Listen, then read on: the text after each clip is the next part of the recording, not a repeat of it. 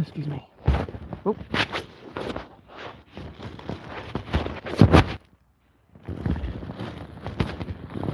Hi Brian, hope you're okay. Thanks for joining me. My phone's falling over. Hi Ted, hope you're well. Hi Carla, hi Deborah, hi DJ Misfit, hi everyone, Gillian, Pal, hi Patricia, hope you're well.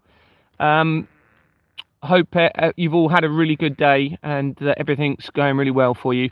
Just going to wait for the numbers to go up a little bit. And I know I said I wouldn't do any more research, but I have done a little bit more today after my lovely walk.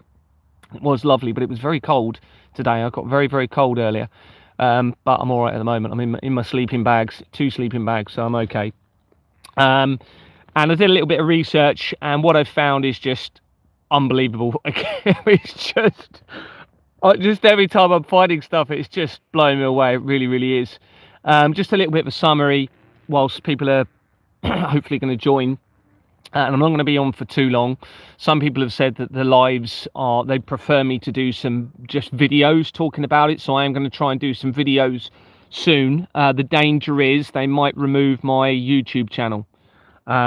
With lives, they can't shut the videos down so easily. But if they know there's a video on there of me going into evidence that might get more viewers, then it might potentially mean that they might remove my channel. I don't know. But so I was in the police for 18 years, and since 2022, I've acquired irrefutable evidence of decades-long government fraud. And little did I know where it was going to lead and what I was going to find out from it. And it is just the biggest thing I could ever have imagined. And it is all seeming to be focusing on the blood of the innocents, children, probably not just children, but I think significantly children, organ harvesting, and it seems as though our whole system has been set up around that blood because I think they've established a way to make themselves be able to live longer using or changing the blood within their bodies. And this all goes back into the research of vampirism that's now in the document a little bit, and how that ties into the research. And it's just unbelievably difficult to comprehend what I'm establishing in all of this. And I never thought 3.5 years ago I'd be saying what I am now, but it's there in black and white. They're trying to target me and silence me financially using criminal court documents that don't even have identifiers on the documents, completely fraudulent. And they've already stolen over £15,000 from my account. See, what they're trying to do is get rid of any finances at all, which means I won't be able to continue to function. So today as I was walking, I was trying to establish how I would survive. I've got an option potentially to pay another £1,800 to my wife, which may stay them off a little bit, but I think they're still going to come for me, to be honest with you, because they're trying to target me through Exbourne Manor, through the property that I owned with my wife, and they're trying to target me through, it seems, my father's inherited property potentially. So it looks like they're gunning to just literally silence me, and of course that would make it difficult for me to have a phone with a contract to be able to continue to expose everything and figure out what I'm going to be doing. So anyway, I'll read you the evidence that I found today, first of all, and then I'm going to speak a little bit about theory, including cell towers, how this is potentially tying in with the meningitis situation in Kent as well. And I've done a bit of research around it. And also you're going to see where there's connections to all 3 Abrahamic faiths. And I've only done a little bit of research today. It's not a lot, so it won't take me long just to skip through this. And then I'm going to talk about it and answer some questions that you might have. So I'll just go to the document. And I might talk about the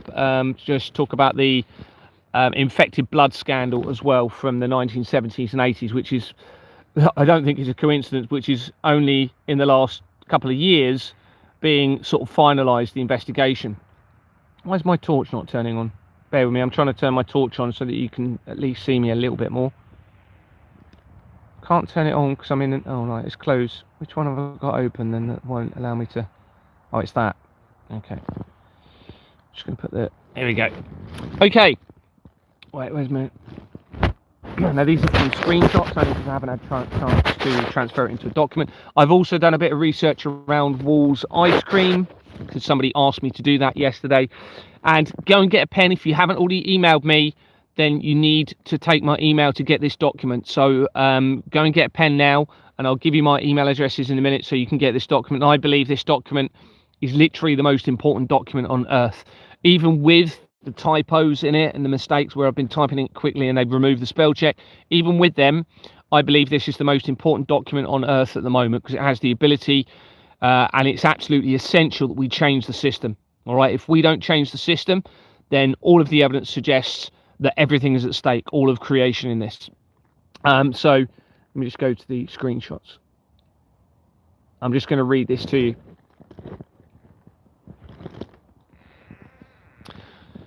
So the Muslim faith. I'm going to talk about that a little bit first of all. Obviously, it's a big topic for everybody with the immigration issues and, you know, a lot of other stuff going on at the moment in relation to it. Let me just say that this is not about skin color. This is not about well, it is related to faiths now with the evidence that I'm finding, but this isn't about, you know, an individual faith group that is behind this. This is an infiltration of the world through a criminal system, a criminal network. They're behind everything, all terrorist incidents, the crimes against the children, and the Freemasons appear to be the main culprits in it. Potentially they're using the Freemasons as cover, but at the moment the evidence is overwhelming that the Freemasons are connected, and of course the Freemasons then tie in with the the public service organisations such as the police, NHS, and they've spread into other organisations around the world. So undeniably, without question, the Freemasons are massively implicated in this. And of course, they're under an oath, a blood oath. And I believe now, based on the evidence, that secret that they have is that they have found that blood will extend lives. This tells you how cowardly they are, right? Complete pathetic cowards, all right? Because they are so scared of dying that they would rather cause the innocents, the most innocent of all, to suffer for the blood to extend their lives. And it looks as though they're getting you to pay for that to happen, all right? Using the taxation system and other financial institutions. And that's why this Companies House fraud is so critical in all of this, in how it is assisting in exposing everything, because it links to the laundering system that our governments have got in place to enable the funding in relation to everything that I'm talking about. Islamic dietary laws are laws that Muslims follow in their diet. Islamic, what does that say? Jurisprudence specifies which foods are halal, and then it goes on to the Arabic spelling of it, etc. The dietary laws are found in the Quran, the holy book of Islam, as well as the collections of traditions attributed to Islamic prophet Muhammad. In Islamic law, and forgive me if you're Islamic, I can't pronounce this, but I'll try. Dihabiyah is the prescribed method of slaughter for halal animals. It consists of a swift, deep incision. I'm sorry, this is quite graphic, but we need to know the truth in all of this, and you'll know this anyway, I'm sure. But halal animal consists of a swift, deep incision to the throat with a very sharp knife, cutting the windpipe, jugular veins, and carotid arteries on both sides, but leaving the spinal cord intact. The carcass should be hung upside down for long enough to be free of blood. Slaughtered animals must be acknowledged as sentient beings and slaughtered painlessly whilst reciting the basmala and takbir. The butcher is required to call upon the name of Allah individually for each animal. If the animal is treated poorly or tortured while being slaughtered, the meat is haram. Conversely, animals slaughtered for food may not be killed, by being boiled or electrocuted, animals strangled or beaten to death, or if they died by falling or due to wild animals, are also expressly forbidden. So the blood is drained. This is the important bit I need to get across with this. The blood is drained from these animals' bodies. So we have a connection to the blood, and potentially, of course, that blood can be collected, all right, and used in another way. And we're going to talk about why that is potentially very relevant. Now, I found connections previously, but I can't find them again. So I don't know if they've removed the record, and I can't confirm it with the evidence. So I'm not going to say it's 100%, but I'm 95% sure that Priti Patel, who was the former Home Secretary, which means she oversaw the police, was linked directly to a halal company, all right, which ties in with the Muslim faith. But there is another record for the names Priti Patel. All right. Now, remember, there's been no verification. So they could be, they are using variations of names and details to create a link into the criminal network, because they've never had a verification. There's been, and there still isn't now. They've got criminal companies, as I keep saying, criminal companies verifying criminal companies' details, like names and addresses, and then telling Companies House that they verified those companies' details. So what they're trying to do is remove the accountability from the government. But the government are 100% massively implicated in the crimes against humanity, terrorism, crimes against children, and how the blood of the children relates to all of this. Just going to give you my email address. So my email address is Gary with one R, the truth sets us free @gmail.com. That's Gary, the truth sets us free @gmail.com, or you can email me on Proton, which is Gary Time for Freedom. 4 is the FOR. Gary Time for Freedom @proton.me. So that's Gary, the truth sets us free @gmail.com, or Gary Time for Freedom @proton.me.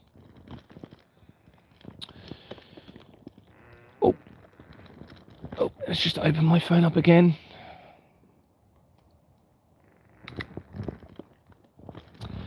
So, Priti Patel, there's various records for that name. I suspect most of them are going to be related to the Priti Patel that we're aware of, that was in the government.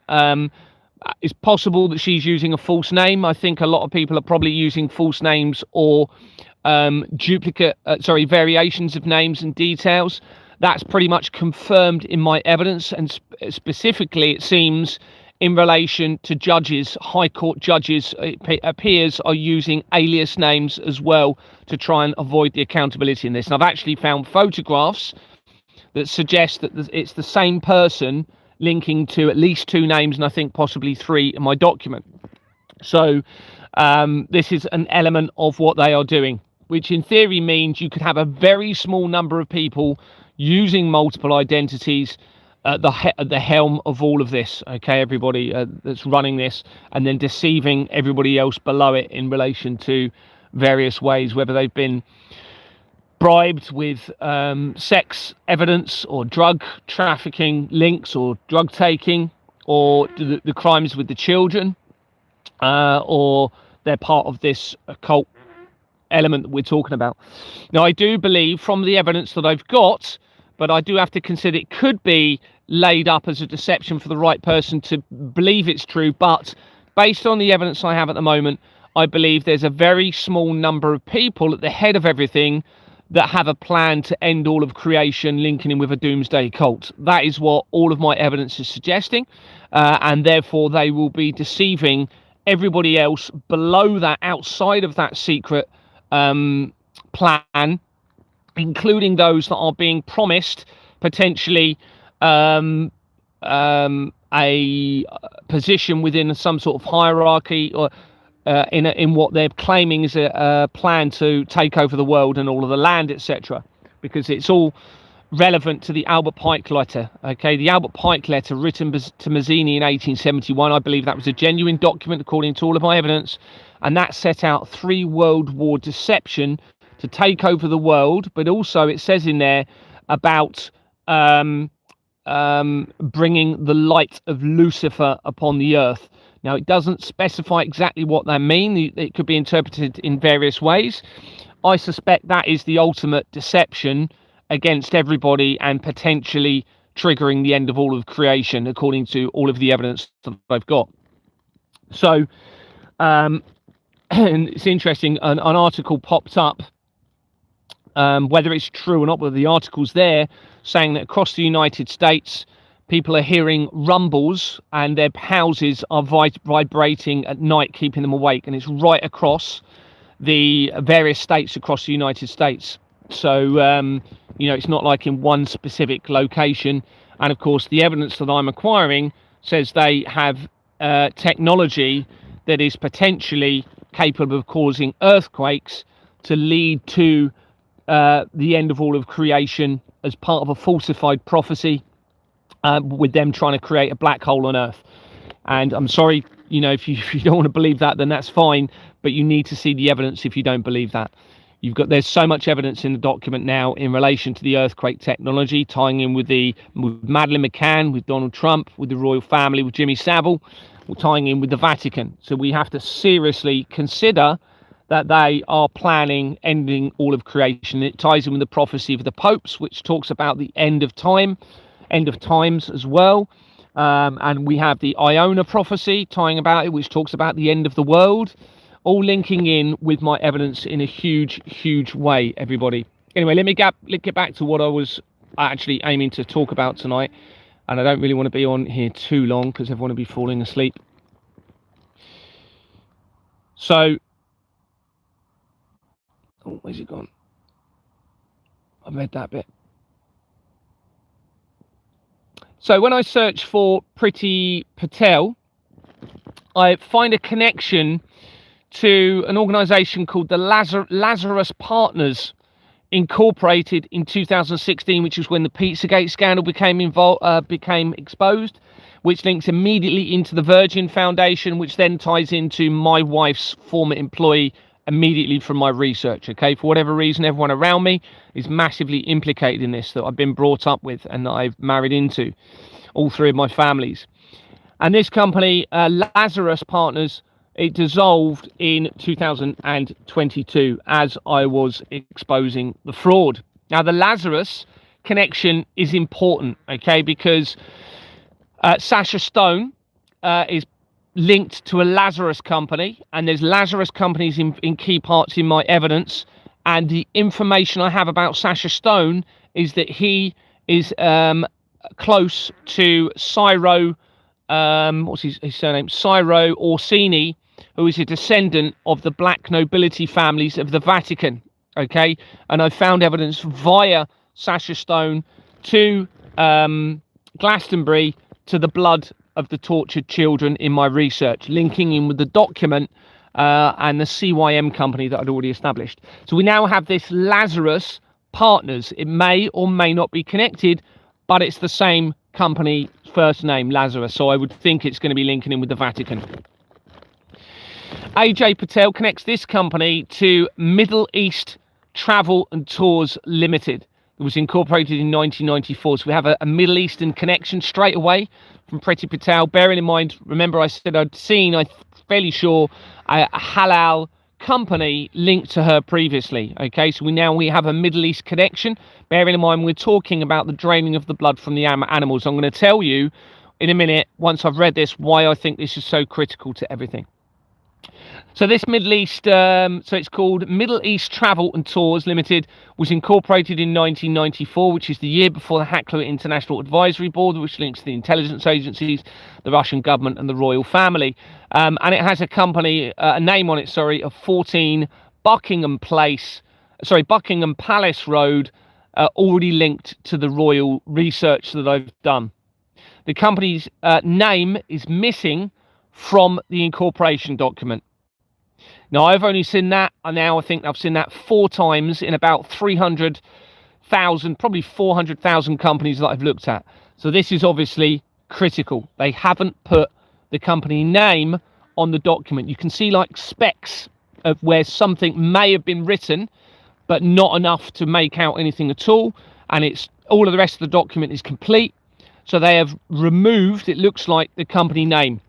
Now that tells you that's because it was important to them, and it would have shown something, I would think, that would have made them more complicit in all of this.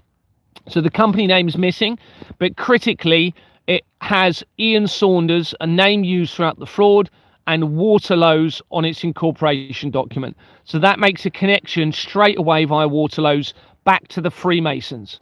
And Waterloo's, well, it was actually Waterloo and Sons originally, is linked to De La Rue, the currency producer. And in 1965, De La Rue started printing banknotes for the Bank of Iran. All right, so we now have a link back in to the Muslim faith into Iran, and they were printing those notes in the in Switzerland, and it was an Italian in Switzerland printing them that banknotes using for the Bank of Iran, and that was De La Rue, the main currency producer. And De La Rue, hi Jane, I hope you're okay. Hi everyone, thanks very much for joining. De La Rue was originally set up on the Isle of Guernsey in the United Kingdom. This is the main currency producer for the world, everybody. All right, so it was set up on Guernsey, an offshore tax haven location, which meant money can be laundered. They then moved to London. This is the originator, who was called Thomas De La Rue, I think. Completely criminal company. Okay, the currency producer is a criminal company. And remember, if you was listening to my live last time I did a live, I think I mentioned De La Rue, the main currency producer, was acquired for the first time and taken off of the London Stock Exchange since 1947, which is when the doomsday clock began, and that was in July last year. Go and research it, you'll see it. Atlas Holdings was the company that acquired it. Atlas Holdings Limited dissolved in early 2022 when I was starting to make my inquiries at Export Manor. So it all ties in. Anyway, getting back to this company. So we have a link to the Freemasons coming in from this Middle Eastern company via Priti Patel. Remember, Priti Patel was the Home Secretary, and the Home Secretary oversee the police constabularies around the United Kingdom. Now, the chief constables are linked to the Doomsday Clock. All right, they were originally started in 1948, the year after the Doomsday Clock began, and 1948 is when the Israel-Arab War began, or that was when one of the wars was, and that was fermented going back to 1917 with the Balfour Declaration involving the Rothschilds, which led up to that and everything that we're now seeing. This then ties back into 1870, okay, and the Three World War Deception letter written by Albert Pike to Mazzini. Anyway, going back to this. Patel also connects to a company called Prime Time News Limited, incorporated in August 2007. This is not long before Export Manor Freehold Limited was incorporated, where my investigation began. Douglas Nominees and Douglas Company Services is on the incorporation document. When you search halal, bearing in mind we're talking about halal in relation to the Muslim faith, Halal Limited have been incorporated on the, and I hope there's some Muslims here listening to this on here. Halal Limited had been incorporated on Companies House, if I can get to the page, on the 9th of January 2017. This was after the Pizzagate scandal had been exposed, and it was when Donald Trump had been positioned, and you had Louise Smith was positioned as the new CEO of Companies House. You had loads of big things happening in 2017. You had some terrorist attacks, the London Bridge terrorist attack, the Grenfell Tower fire that we mentioned yesterday, and other key things. And very relevantly is Donald Trump was positioned as the 45th president. 4 and 5 equals 9. He then came back in 2025 as the 47th president. 4 and 7 equals 11. That's the date of the World Trade Center disaster, everybody. All right, it's all been specifically planned and positioned. So this company started in January 2017 after the Pizzagate scandal. It's shown as being in the process of being struck from the register. So as the exposure continues, they're trying to get rid of it. On its incorporation document, it has the formationscompany.com, which links international world leaders, including the research of the leader of Iran, Donald Trump, Benjamin Netanyahu, and other leaders around the world, and it connects them to Fleming Co. Limited, which means the Flemings. Remember, my investigation led to me being removed from the company after I continuously refused to file forged bank documents, and that removal was initiated by Deborah Fleming, who retired from the NHS to become involved, and her family is linked to Ian Fleming. Ian Fleming wrote the James Bond books. You had Alexandra Fleming introduced the penicillin, so you have the link to the pharmaceuticals. Ian Fleming not only wrote the James Bond books, but he was involved in the Royal Navy, a link to the intelligence agencies. You had Robert Fleming, who was a banker, Valentine Fleming as well, and they're all very closely linked into Jimmy Savile, which means into the Vatican as well, and there's connections into the Vatican from the Flemings via the research as well. So this now makes that link, the formationscompany.com, from Halal Limited. All right, now this is going to be critical, isn't it? Because we're now going to be asking, well, why are the world leaders, including the leader of the Judaism faith, okay, and the Christian faith, supposedly Donald Trump, although I think he said he's not a Christian, but, you know, you've got these world leaders and the leader of Iran tying in now to Halal Limited. Now, I'm going to come to why I believe this is so critical in a moment, and how it relates to the blood. Also, through this company, the formationscompany.com, and they're now trying to dissolve them all. So I'll remove them from the register. So I've secured all of the evidence in relation to these specific companies, because they knew it was starting to come out that the world leaders were all collaboratively working together over the blood of the innocents, which goes back thousands of years probably, okay, and how it ties into the Reformation, when the Reformation started to form the governments and they started to collude into a system that would enable them to exploit and victimize the masses for the blood through the laundering of the money, and how that ties into all of this to gain full world control. But many of them, I believe, do not know about the agenda, as I've said, to do with the attack against all of creation. So this company that we're looking at, Halal Limited, its address was changed, according to the filing history, twice on the 9th of February 2022. Two different addresses on the same day, where they're trying to work out, oh, what address do we put? Or we can't put that, and they're trying to change it around. Or they've deliberately positioned the evidence for me to find it.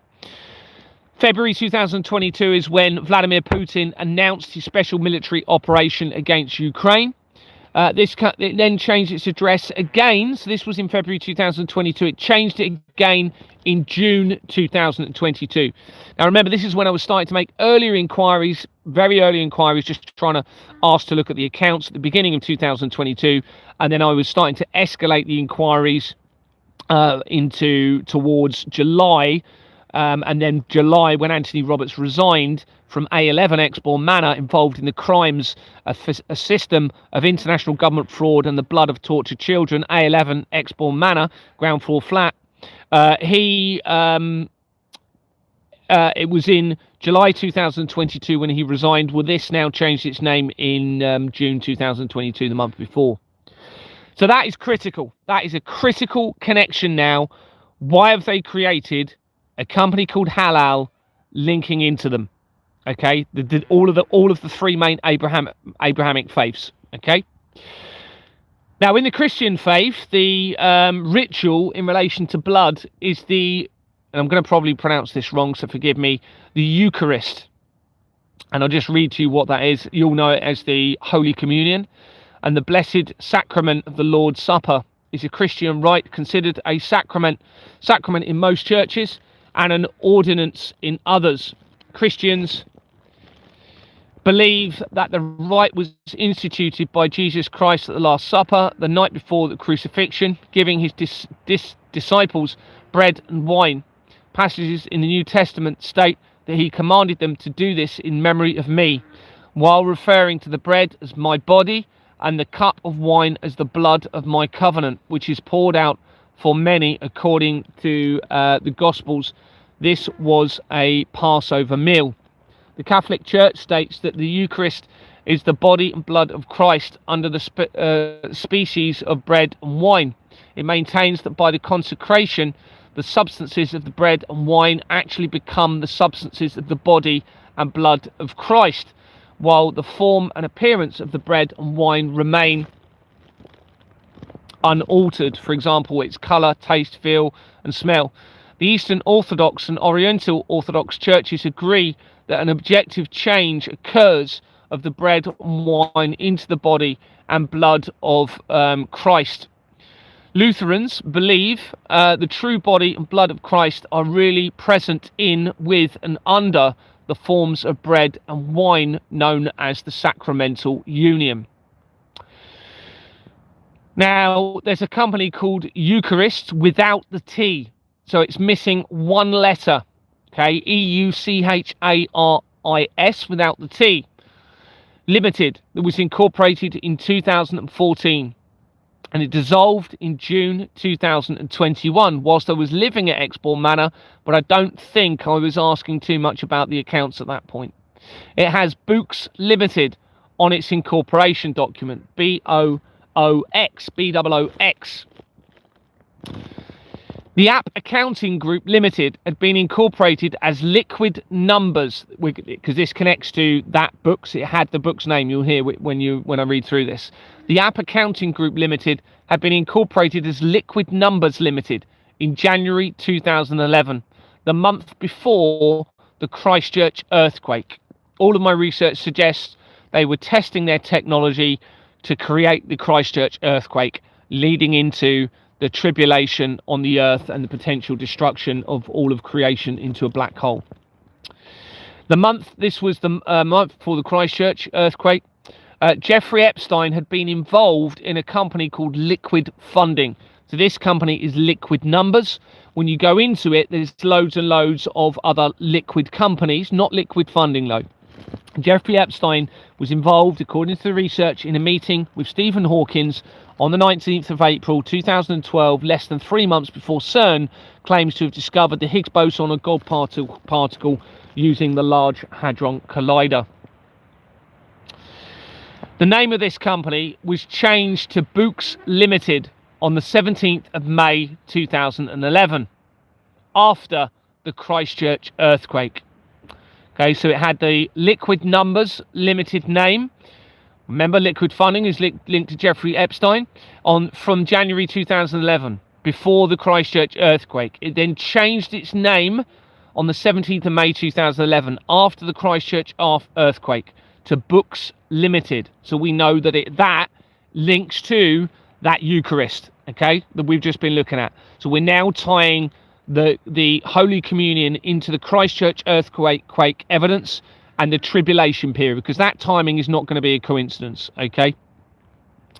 It has an address of Port Solent, Portsmouth, where Deborah Fleming had been the NHS CEO. Now, this is important. The fact that she was an NHS CEO and the fact that Diana Betts, that started Exbourne Manor with Anthony Roberts, are both linked to the NHS, okay?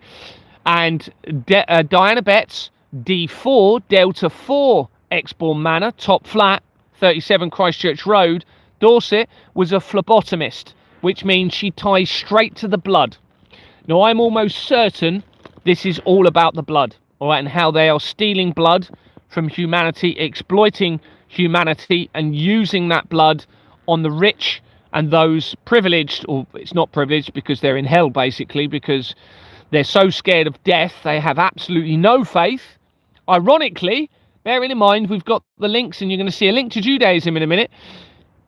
They're linked to the faith groups, and I think they have no faith whatsoever. And they are so scared of death that they are willing, it seems, from the evidence, to take the lives of the most innocent to prolong their lives. That's what it seems. So we have this link anyway. Port Solent, Portsmouth.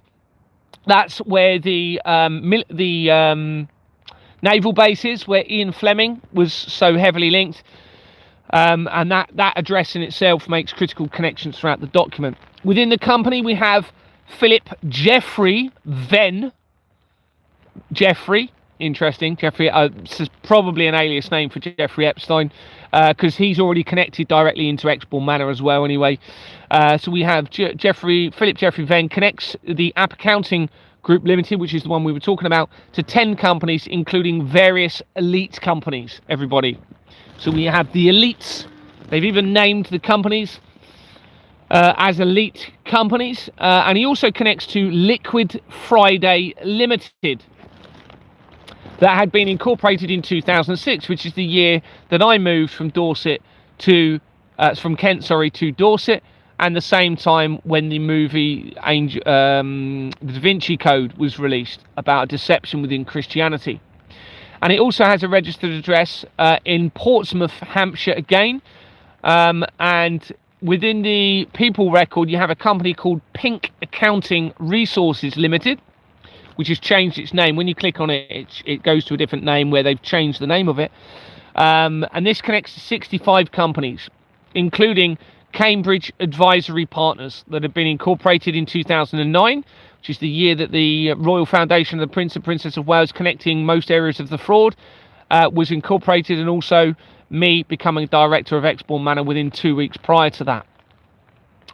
This company had been, as I said, incorporated in 2009, and it dissolved on the 24th of July 2012, within 3 weeks of CERN claiming to have discovered the God particle.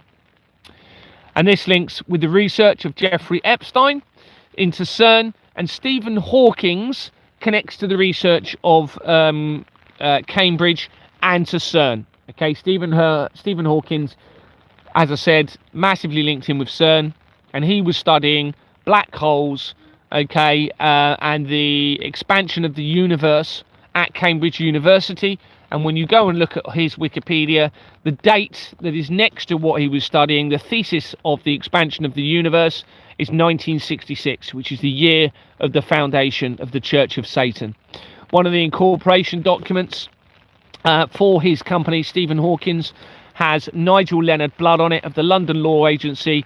I think it's got 84 temple chambers, which links to my dreams. And that is the exact same name, Nigel Leonard Blood, that links directly to an incorporation document for Elon Musk, one of Elon Musk's companies.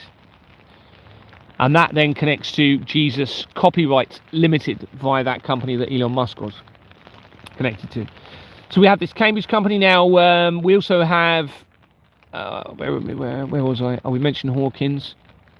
Barbara Cahan of a 788 Finchley Road is in the people record, making an immediate connection to Carter and Coley, who was the accountants for Exbourne Manor, where my investigation began.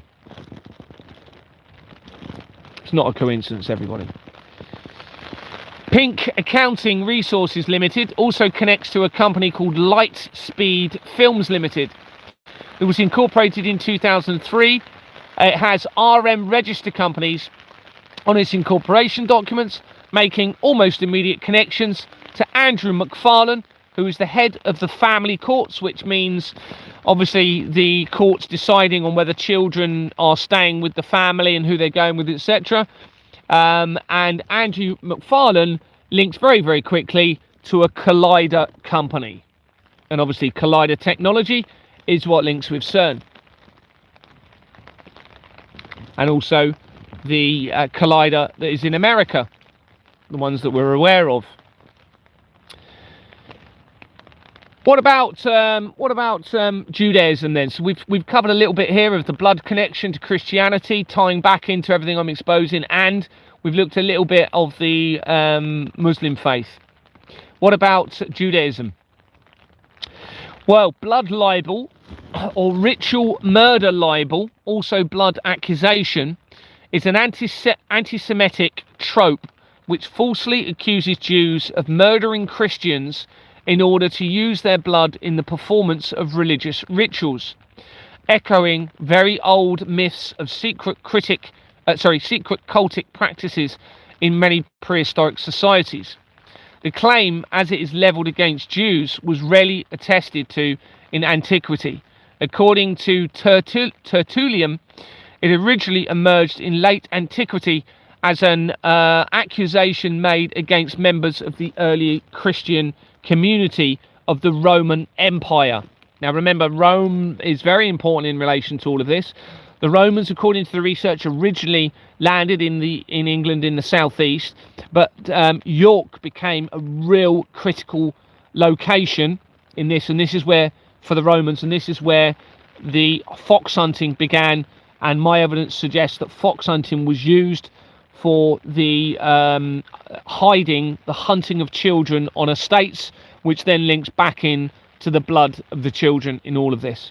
And the evidence is pretty overwhelming through my document that the blood element in this is being hidden through the horse trade and the bloodstock trade in relation to the horse trade as well. Once the accusation had been dismissed, it was... Sorry, I'm not looking at my comments too much at the moment, so forgive me if you're trying to say something. Maybe that is why the police why the police are leaving Gary alone. Well, they're not, unfortunately. I say they're not. Some are, but I think some of them are so ingrained in this, they're trying to find me. So I had a plainclothes officer with a police dog. And he even told me, I thought, right, I'm going to go and speak to this guy. And I think they would, well, I know they were trying to track my location, because I know for a fact they went into my tent afterwards, because there's certain things I do that I know if someone's been into my tent. And I approached him, and he said, I could tell it was a police dog, and he was looking for somebody, and we've got to consider me. It was the day, or I think it was the day after I submitted a police report, saying, look, you need to do the right thing here. They'd already sent 3 guys with shotguns right by my tent, firing shotguns by my tent to try and scare me off. That someone had put a cloth from a tree marking the point where my tent was in the tree line. And then I had this police dog trying to track me. I don't know what they would have done if I was in the tent at the time they came to the tent. I don't know. We can only assume the worst in this. And then the other day when I'll mention this quickly because this just blew me away. So I was going to go for some breakfast and spend the day doing my research at a place where I would fairly frequently go. And something was saying to me repeatedly, it was almost like I was talking to myself, and I haven't had this before. A voice was saying, do not go, Gary. Do not go to where you're thinking of going. And I was thinking, no, is that me saying that, or is that the creator trying to tell me not to go? And I went, and I've never had that. It's the first time I've actually had a real sense of something is telling me not to do something, So I went to the place, and there was a guy in there who I'd seen multiple times before when I've been in there, and I'd thought he was actually linked to somebody in this, and he'd been positioned to monitor me, because he was literally just sat there behind me each time, right up by himself, as I'm doing my research for hours at a time sometimes. And one night I was there really late, and he was there, literally there behind me by himself for ages. Anyway, I had a woman come in, and this woman came straight to me and started speaking to me. She was half cut, very, very nervous, very, very nervous. And she started just talking to me, and this is quite rare. I normally just put my head down, get on with my research, and don't normally, might just say hi to people. But to have someone standing there talking to me the length she did, and she asked what I was doing, she was and I told her, I was honest, and I basically said, I'm uncovering international fraud linking to the crimes of children, tying in with the Freemasons. She said, oh, I've been to a Freemasons meeting. And I'm thinking, okay, yeah, you've been positioned to come in and speak to me. Didn't say that to her. And then we got into a conversation about it and the crimes against the children. She said, yeah, well, who's going to do anything, though? Who's actually going to do anything about this? And we said, well, I am. And hopefully you will. Anyway, she was extremely nervous, half cut. She said that she had a job interview to go to straight afterwards, even though she was half cut.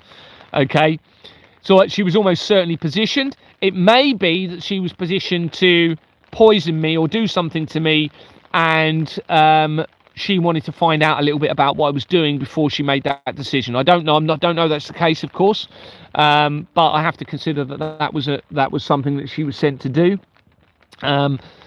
Anyway, I then left the premises, and the guy there at that point.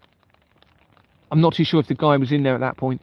Left the premises, and as I walked out the door, a helicopter, I'm not joking you, and it was a police helicopter, flew right over, really low, over the street where I was. and then it flew ahead over to a location where I would normally go, okay, where the CCTV ends, which means they wouldn't be able to know where I went unless they had someone following me, or they had a helicopter following from that point to establish where I was going to get somebody to intercept me. So I changed my location, changed my route that I was going to go to a different route. And then on that route, there were police cars, not where the helicopter was, flying. It was where I'd gone in that location. So I was obviously thought, oh my goodness, they are literally trying to find me and I don't know what they're going to do. Then suddenly my signal went on my phone and I was desperately trying to convert the document to a PDF so I could send it to somebody in case they were going to unalive me, so that at least the evidence was secured with somebody in case they were going to take my life that night. And where I was, there was one of those large Hessian bags that's used for rubble or garden waste. It was right there where I was. And I thought, do you know what? I can't take any chances with the evidence I've got. I need to stay here for the night. So I rolled up in that Hessian bag and stayed under a bush for most of the night. And it was quite uncomfortable. And yeah, so that was an interesting experience for me. Anyway. And of course, since then, they are now targeting me financially. So it may be they were going to try and use the corrupt police officers to unalive me, and because that didn't work, they're now trying to shut me down financially, which is, you know, why I've now had this over £15,000 stolen from my account using false documents linking to the police. All right, and it also links to the intelligence agencies and directly into Jimmy Savile via Jimmy Savile's property that is connected to Exmoor Manor, and it is also connected to the American government, JFK's family. So anyway, let's get back to this. So it was we're talking about the libel murder in relation to, what's it called? Not libel murder. Blood libel.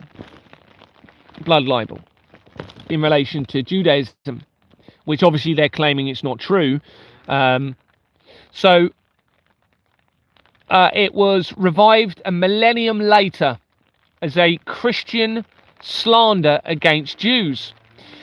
In the medieval period, the first examples of medieval blood libel emerged in the Kingdom of England in the 1140s. Interesting, isn't it? In England again. England is so incredibly important in all of this. It's where the Reformation, I mean the United Kingdom. Incredibly important in all of this. The Reformation began in Scotland. It's where the oldest active Freemason lodge is based. So the Freemasons were massively involved in the formation of the governments to form it seems now, to form a system of crime against the masses, against the innocents, to steal the blood from the innocents and use it due to their cowardice of the death and a complete lack of faith in what's after death. So the first examples of medieval blood I read that. Interestingly, listen to this. This is incredible because of the evidence that I've got previously. Before spreading into other parts of Europe. So let me just read that last sentence. The first examples of medieval blood libel emerged in the Kingdom of England in the 1140s before spreading into other parts of Europe, especially France and Germany. Now, Germany is critical to this. Germany was involved massively in the Reformation, which means a link to the Freemasons, because you had the German company Gutenberg's that was starting to print religious material back then, enabling the start of the control of information in line with the formations of the governments, and how that tied in with the Vatican and the deception tying in with the falsified prophecies and everything that I'm telling you about with this collider technology once the technology was advanced enough. So we have this link to Germany. This libel, alongside those of well poisoning and host desecration, became a major theme of the persecution of Jews in Europe from that period down to modern times. Blood libels often claim that Jews require human blood for the baking of the matzos, and unleavened flatbread, which is eaten during Passover. And many of you may have heard the Rabbi Frankel-Schwink, is it? Frankel-Schwink? I can't remember. So I'm saying it completely wrong. Talking about putting the children's remains into the food chain. Well, it's fairly certain that that's the case. However, I don't believe it's because of Judaism. Okay, I believe it's because of a complete lack of faith, and the blood of the children is the key. And we're going to talk about it again a bit more in a minute, how it's tying in with the blood infection scandal, I believe, of the 70s, and the leftovers of the people that they're draining the blood being put into the food chain. And of course, tying in with organ harvesting. So the first, I've mentioned that. Earlier versions of the blood libel accused Jews of ritual reenacting the crucifixion. The accusations often assert that the blood of Christian children is especially coveted, and historically, blood libel claims have been made in order to account for the otherwise unexplained deaths of children. A Companies House search for blood libel shows Blood Libel TV Productions Limited, that was incorporated in January 2022, as I was asking questions in Exbourne Manor, and it dissolved in June 2024, as I was acquiring the evidence of the adrenochrome, the blood of tortured children, linked to the fraud. Companies Made Simple is on its incorporation document, one of the main companies in the fraud, linking to the research of the paedophile information exchange and the World Trade Center disaster. And if you was on my live yesterday, you'll know how the collider evidence, it's almost guaranteed that it was that technology that was used to take down the World Trade Center now. Okay, probably as an initial test to see if it was able to recreate earthquakes. And symbolically how important that became to their plans moving forward. Michael Chandler connects Blood Libel TV Productions Limited to 26 companies, including predominantly media companies, which includes a company called the 1962 Worldwide Media Corporation Limited. Interesting, because it says 1962, but it was incorporated in 2018 and dissolved in November 2019. Very interesting. The 1962 Worldwide Media Corporation Limited. Well, the 1962 is a key year. That is when the Nazi-connected Siemens company was incorporated. That also appears to be the year of the infiltration of the royal family. And of course, the royal family linked with the BBC, which is a corporation, a media corporation. And here we have the 1962 Worldwide Media Corporation Limited. And this was dissolved in November 2019, a month before the COVID deception. Oh. So, why do I think? Okay, well, in a minute I'm gonna be showing you the evidence in relation to the blood. The blood. What do you call it? Oh, bear with me. Sorry, I'm just trying to. Okay, yeah, I've read that bit. The blood infection scandal. All right, I'm going to read you the evidence about that. Now, how does halal possibly link into this, or the blood being drained from the animals? Well, I'm sorry to say that I suspect, based on my evidence, what they are doing is transfusing blood from victims with the blood taken from animals. This is what I suspect they have been doing. And then stealing the blood from the bodies and using that blood through that transfusion to extend the lives of those that are cowards of dying, that are so scared because there is no faith. Which means, ironically, these faiths, these religions, appear to be implicated in no faith, in a fear of death, and how it ties in with the blood of the children. Now, it's almost guaranteed that you've got people have infiltrated all three main faiths that are linked into the blood of the children, we have to consider, and I have to be very careful on how I consider this, because what I need to keep coming back to is the Albert Pike letter, because the Albert Pike letter says that it will destroy, the plan is to destroy Christianity, destroy the Muslim faith, and to bring about the light of Lucifer, okay? And it also talks about destroying atheism, which is having no faith, interestingly. So it looks as though they're planning on creating a new belief system somehow. Now, it could be they are trying to use me to somehow fit that agenda, and didn't quite know I was going to expose all of them so deeply in relation to all of this. And they were hoping that maybe they was going to use me to help me destroy the church through the evidence, destroy Muslim faith, and destroy atheism, because I believe in a creator. And then when you come back to, I mean, when you look at Christianity, I don't know, because of the deception is so vast, I can't put a name on the creator, all right? I can't put a name on how I'm being guided or what's guiding me, but I am being guided by the creator, it seems. Or they have manipulated time, space, and my thinking to make that appear to be the case. But in doing that, they've exposed themselves. So it doesn't make sense that that's what they would have done, because they're exposing themselves now to the crimes against the children. This could be why they are now targeting me, because it could be that I'm actually someone far more significant in this than I could ever imagine. And trying to think of that is quite difficult for me, and to understand why that would be the case for me, and whatever. But I mean, it's obvious that the evidence that I'm producing is the most critical evidence ever. I mean, it's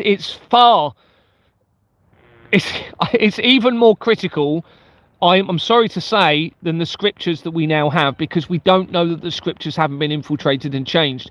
This is exposing the deception with all of the faith groups and within the criminal network, and that how it ties into the blood of children, linking all three main Abrahamic faith groups together.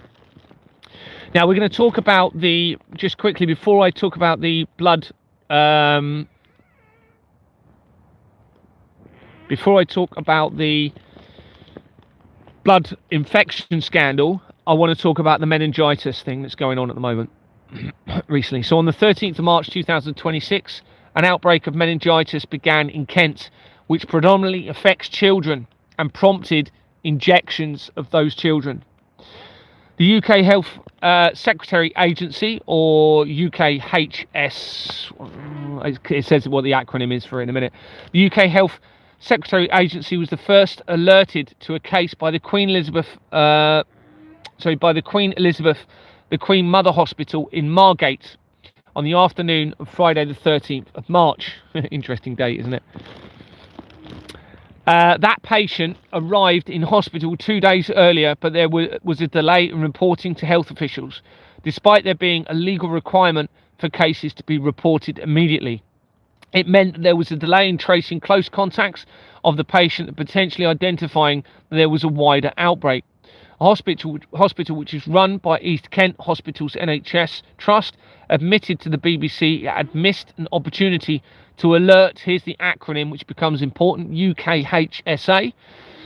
Sooner, it said that it had waited until there was a formal diagnosis via a confirmed test. UKHSA in the UK is the UK Health Security Agency. Company's House.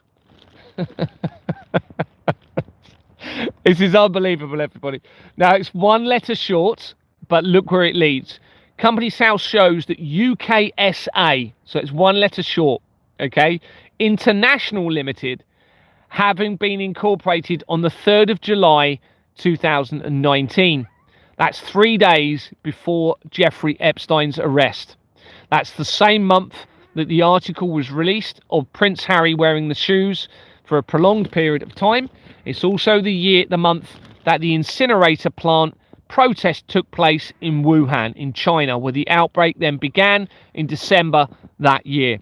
This is It was August 2019. Remember that the cell towers were erected in Wuhan, and Jeffrey Epstein supposedly died in prison. So we have this company. Now look where it leads.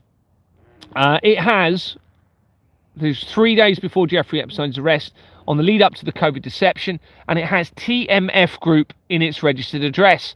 TMF Group had already featured in my research of John Harris. And John Harris was the person that was talking about Companies House, but not the fraud element. And he connects to the Knights of Malta company and to a Jerusalem company and major areas of the fraud via my research. Okay. And from this company, TMF Group, there's also connections to apparent Italian mafia connections, which means it will be linking into the Vatican and the mafia, which means it will be tying in to the Cray twins, the infiltration of the royal family, the Thompsons connections, and all of the crimes against the children and against humanity in all of this. Therefore, to the possible falsified prophecy element that I've been talking about related to the Vatican.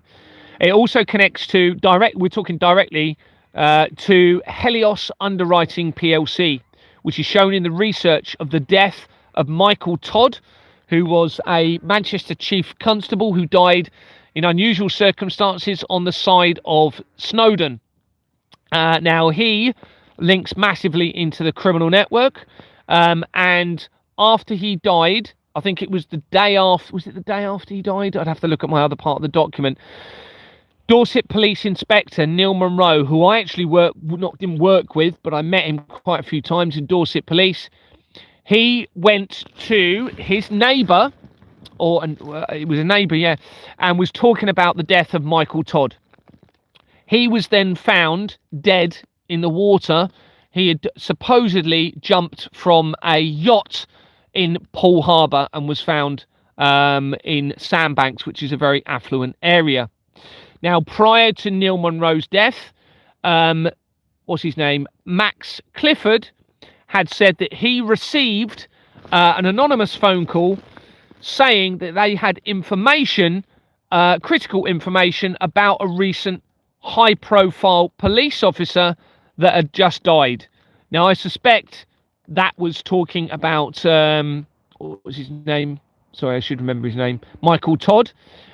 We have to consider that it could have been Neil Monroe calling Max Clifford, knowing Max Clifford is involved in the News Media Corporation and was going to assist in exposing whatever he was telling them, not knowing that Max Clifford was heavily implicated in whatever he was going to be telling them. All right.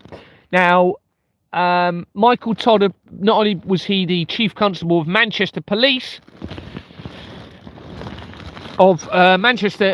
he was also involved in the review of the extraordinary rendition. I think it's called extraordinary rendition, which was linked to the intelligence agencies and how they were torturing people after they extracted them using aeroplanes or something like that. If you go and look extraordinary rendition, that's what it's called, extraordinary rendition, you'll be able to read about it. And if you look at the research of Michael Todd, you'll see he was involved in the review of that and how the CIA were involved. So he's obviously very important in this.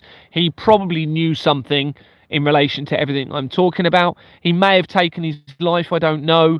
They're obviously claiming he died of hypothermia on the side of Mount Snowdon by himself. I suspect there's going to be more to it. And then obviously you had the Neil Monroe death. I think it's either the same day or the day after. So I suspect that he knew something about Michael Todd's death and why that death happened. And then he also then died as well. And this is one of my former colleagues. So anyway, and there's a lot of other evidence, but that links into Helios. And Helios is links to the BBC. Okay, they've actually put a statue of Helios, that was a Greek god, in 1960, right in the middle of the circular courtyard. And Helios, when you read what that statue represented, it represented the BBC spreading its, I can't remember the exact word from that side of things, but basically radiating light, or radiating the BBC, the news, their corporation, into people's homes. Interesting word, radiating. Okay. Now, I suspect, we're going to come into a minute why this is so all important. So TMF had already featured this company we're talking about. That it had also connected not only into the research of Michael Todd, but it also connected quickly from that to Atlas Topco Limited. Well, that makes connections to my wife's family, that exact company, and that company makes the connection to the Collider technology and into CERN as well. Okay, so it's possible that Michael Todd knew about the plans regarding the falsified prophecies using the Collider technology. Atlas is the name, as I said earlier, I think, is the name of the experiment that they were conducting at CERN in 2012 when they claimed to have discovered the Higgs boson or God particle. It has public investment fund of an address of Saudi Arabia on the incorporation document. So we have the link to the Middle East via the incorporation document. Unusual name, I'm not even going to try and pronounce it, is in the People Record and connects UK SA International Limited to 5 companies, including RF UK Investment Limited. They've been incorporated in 2023 as I escalated my exposure to the fraud. TMF Group and an address in Saudi Arabia is also on its incorporation document. Benjamin Fielder connects this company to 74 others, including Hera Bidco Limited. Well, Hera is the company when I went up to the cell tower overlooking Fort William in Scotland. It had Hera written on the equipment at the base of the cell tower. Okay, now that company, Hera, when you research it, links into critical areas of the fraud. It's either that there was 2 companies on it. There was AJ Power and Hera, and I can't remember because I haven't got that bit in front of me, but one of those 2 companies linked immediately to the military, straight into Jeffrey Epstein, straight into the McDonald's, straight into the Flemings, into everything that I'm exposing from that company on a label on a cell tower overlooking Fort William. Now let this sink in. So we now have, it seems, a connection to the meningitis outbreak into the cell towers, okay, via my research. That's one connection I have found, but I'm going to read you the rest of it and then we're going to talk about why I think this is important. So I've mentioned that, I've mentioned the cell tower that I went up to. And the reason I went up to that cell tower is I was going to disable that cell tower, and it was too big for me to even consider. It had security fences all of the way around it. So it was later I ended up disabling, and I think I'm the only person in the world that's publicly disabled a cell tower and done a video about it, and they left it up for whatever reason. Interesting, isn't it? They left that up. It had over, I mean, I think it's still there. If you go and look at my YouTube, over 10,000 views it had. They left that there for whatever reason. And remember, I actually tried to trigger an investigation against me in relation to that cell tower so that I could then literally expose the entire world's criminal network and the blood of the children through their legal process. 9 times I requested to be interviewed. I've still not been interviewed. I've never been interviewed to be able to lay my evidence through their legal system. And because they knew that I would expose the plan regarding the cell towers and how now this, I believe, is absolutely critical to the evidence of the blood. And we're going to come to that. Fielder also connects to VAT International Limited that had been incorporated in 1995. This is the year that the Hacklow International Advisory Board company was created that links to the intelligence agencies, the royal family, the Russian government, the collusion, and that has dissolved since I exposed it in 2024. That company is on page 40 of the incorporation document for the Royal Foundation of the Prince and Princess of Wales, which links to my upbringing. There is also a monks organisation on that incorporation document, and when you look at that monks organisation, since 2022, when I was exposing the fraud, they are funneling or moving vast amounts of money through that monks organization, a religious monks organization, tying back in to the religious establishments and how this ties with the falsified prophecies and everything that we're talking about in the blood of the children. And this then links into the Iona prophecy of the end of the world. Okay, and there's some monks that actually moved, according to an article, moved back to the island of Iona in northwest Scotland, which is not far from where the Flemings lived. They had a house there in not far from it, according to the research. So where was it going with that? On the incorporation document for this company, so it was incorporated in 1995. It dissolved in 2023 as I started exposing the evidence of the fraud.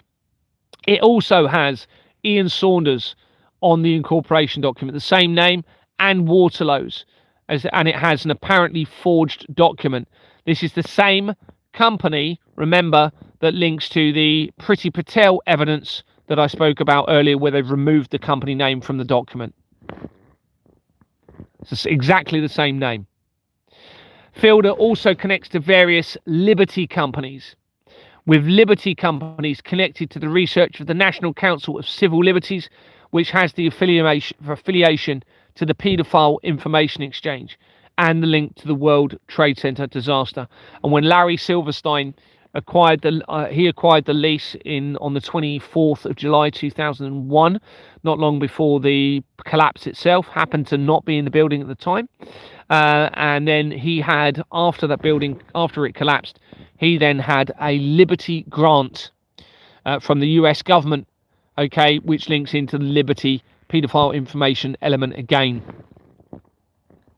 And remember, the World Trade Center building started to be built in 1966, the year of the foundation of the Church of Satan, and it was finished and completed in 1973, which is the same year that the World Trade Center, same year that the SWIFT international transaction system started to be used in the international government fraud, and it's the same year that the Soylent Green movie was released, which appears to be, for whatever reason, related to me, about an innocent police officer in 2022 that uncovers international corruption involving corrupt organizations and potentially putting the remains of humans into the food chain. And that was loosely based on a book from 1966, which is the year of the foundation of the Church of Satan, and the book was based in the year 1999, which is the year of the re-establishment of the Church of Satan, after the death of its original founder in 1997, within 2 months of Princess Diana dying. It is so much to take on board. Yes. I'm sorry, I'm not looking at the comments, but I'll just, because I'm here at the moment. It is a lot to take on board, you're right, and it's mind-boggling, but unfortunately we can't ignore it. It's all there now in black and white. Not only is it there, it's verifiable. It's all verifiable for anyone to see it. So this is we are living through the most important time probably since creation, to be honest with you, in all of this. And what I'm trying to do is avoid and prevent the inversion of creation, the end of creation, and prevent the crimes against the children, how that lies into it, how that relates to it, and basically bring a system based on transparency, which means this will never happen again. Never, ever happen again. So what do I think happened to Jim Carrey? Obviously you had this person that clearly doesn't appear to be him, and from the awards ceremony, which was called the Caesar Awards, which links back to Rome, Julius Caesar, he provided some information which led to critical evidence that I acquired. That evidence was that he was in a relationship, or had been in a relationship, with a very unusual name. I haven't got it in front of me, but it was obviously two names. And I researched and found a direct connection from that name. It was a company name, and that led to evidence proving that there is a worldwide centralized accounting system in relation to this fraud, where they've centralized solicitors, accountants, financial advisors. And that was from what Jim Carrey said, or whoever that person was in that meeting. Was it that Jim Carrey wanted to expose the system and he sent me a message? I don't know. It's possible. And he didn't want to do it himself, so he removed the risk by, I don't know. And I'm sorry, Jim, if you're innocent in this and you're trying to help, and if I'm compromising you in any way. But now Jim Carrey had also, as we had seen, been appearing to try and expose whatever's going on within the system and how that relates to Hollywood. He went on and mentioned the Illuminati. So this prompted me to put evidence of the Illuminati within my document, which again becomes critical and links into everything I'm talking about. The timing of the Illuminati is absolutely critical. It was formed within 3 months of the Declaration of Independence of the United States, which again ties into loads of other important evidence, tying into the main companies in the fraud again, back to Exmoor Manor Freehold Limited. So what happened to Jim Carrey? I hope he's okay. I hope he's alive. It's possible we've been unalived. We'd have to be naive not to think that people aren't being unalived in all of this. I'm still here for whatever reason. Whether they're trying to actually take me out, I don't know. They could have taken me out previously. I know that for a fact. Okay, I know they were banging on my van. They could have taken me out easily several times, and they haven't. So we have to consider that maybe they're not going to take me out, and maybe they haven't therefore taken other people out. I don't know. A lot of it would be speculation in relation to that side of things. But, it seems he was trying to expose a lot of stuff, it seems. There's a lot more evidence about Jim Carrey I put in the evidence, put in my document. So we have these Liberty companies. We have, which links in, I've mentioned that. Also, he connects to, filled at the exact same director, various Vistra companies, okay, which creates an immediate link to Exmoor Manor. All right, Vistra is Jordan's. It's the same company. The specific Vistra companies that he links to, one of them is Vistra Services UK Limited. They have been incorporated in January 2011, the month before the Christchurch earthquake. And it dissolved on the 23rd of September 2025. This was 4 days after I was arrested in a staged arrest.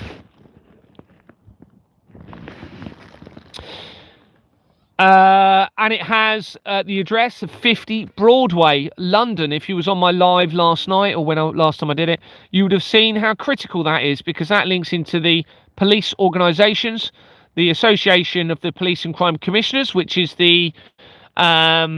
was actually started in 2012, which is when CERN discovered the Higgs boson or God particle. They're now scrapping that organisation since I've exposed it, and that organisation links to Jimmy Savile. And that address is used and connected to it. On its incorporation document, it's got Orangefield, which links into the fraud again.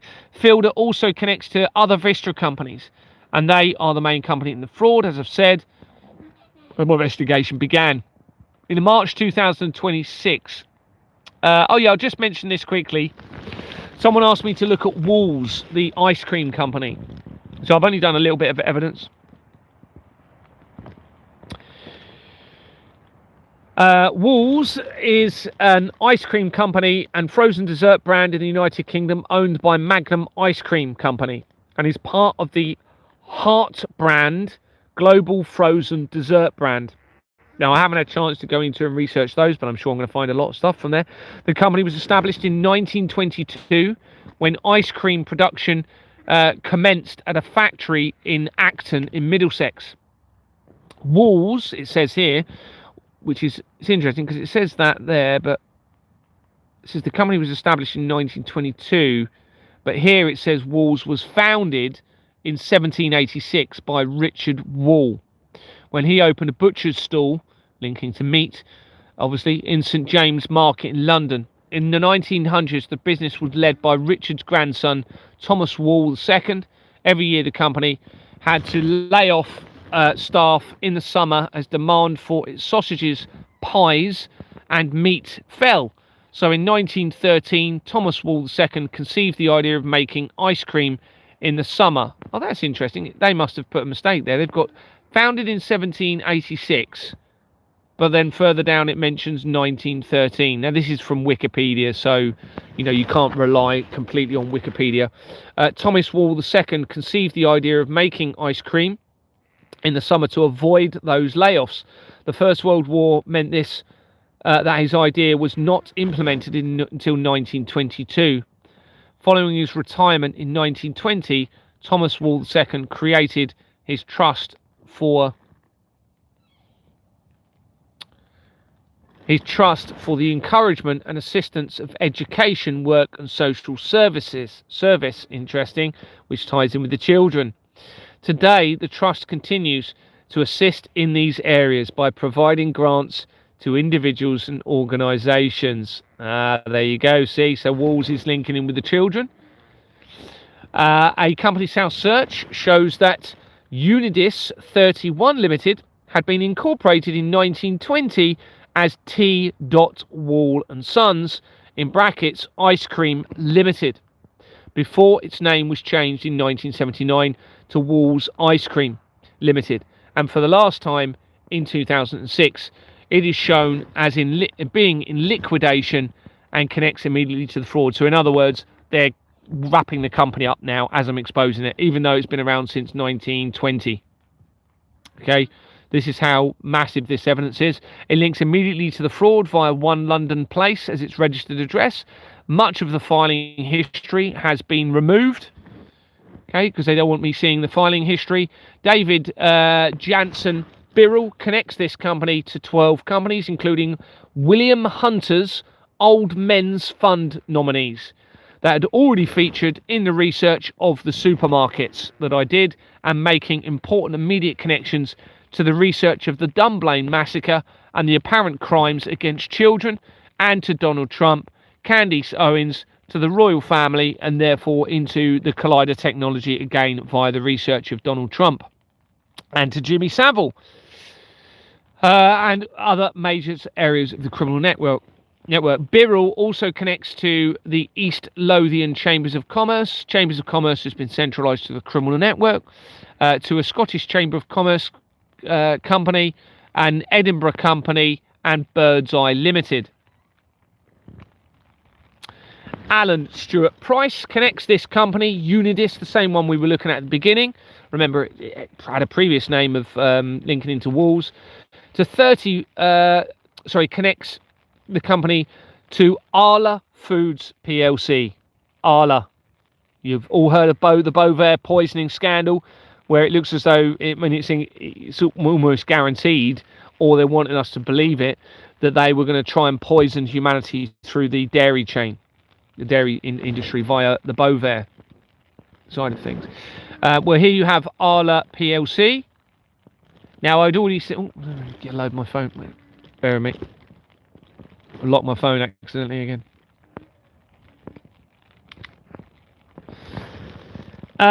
So, Arla Foods PLC had been incorporated in 1998. And guess what? It had been a criminal company started with the same 2 companies as Exbourne Manor Freehold Limited, where my investigation began.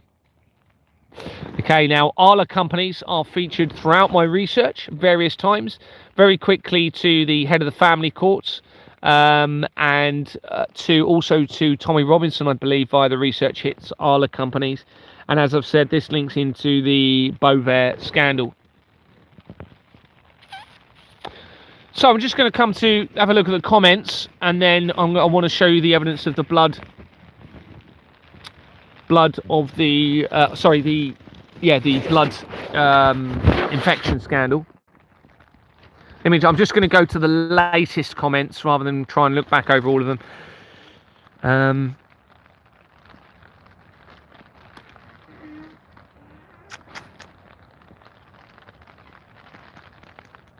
If you've got any questions, put them on there at the bottom now, if you can. Frequency is the key. That's why it destroyed all the Bells churches. Never had seating there. Yeah, I'm going to come to the frequency evidence and how this links in, probably with the cell towers, because frequency can also be used to cause harm, as we know, and cause illness. So the cell towers are connected all the way through the research, linking in with the crimes against the children, and therefore the blood of the children. Oh, have I got my finger over the mic? Thank you very much for your comment. Appreciate it, Carl Work. Someone's put, can I please look into Tartarians? Yeah, I'll try to. I have done. Is it Tartaria that comes up when you search the meaning of Atlas? I think it says that Atlas links to Tartaria. Oh no, it was that Atlantis. I think it might be Atlantis actually.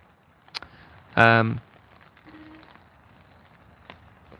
I'm going to go. There's no other new questions popping up at the bottom there, so I'm going to go into the evidence of the blood infection, and then I'm going to talk about why I think the frequencies, or the potentially radiation, but whatever the technology is from the cell towers, how I think that is now so critical in all of this. Yes, the lead. Someone's put lead paint has been removed from paint as the creates protection from. Yep, absolutely. That's all to do. I've already done the research on the lead paint. It was removed originally, the first place in 1909 in France. That's the same year that the Secret Intelligence Service was created, which links back into Ian Fleming and MI6 and the Flemings. And then it was removed. Lead paint was then banned here in 1992, which is the year that the the Catholic Church became a legal entity, and the same year that the Companies House records started to become electronic. Michael Heseltine was on the environmental health department, or whatever you call it, that would have been overseeing that decision to ban the lead paint.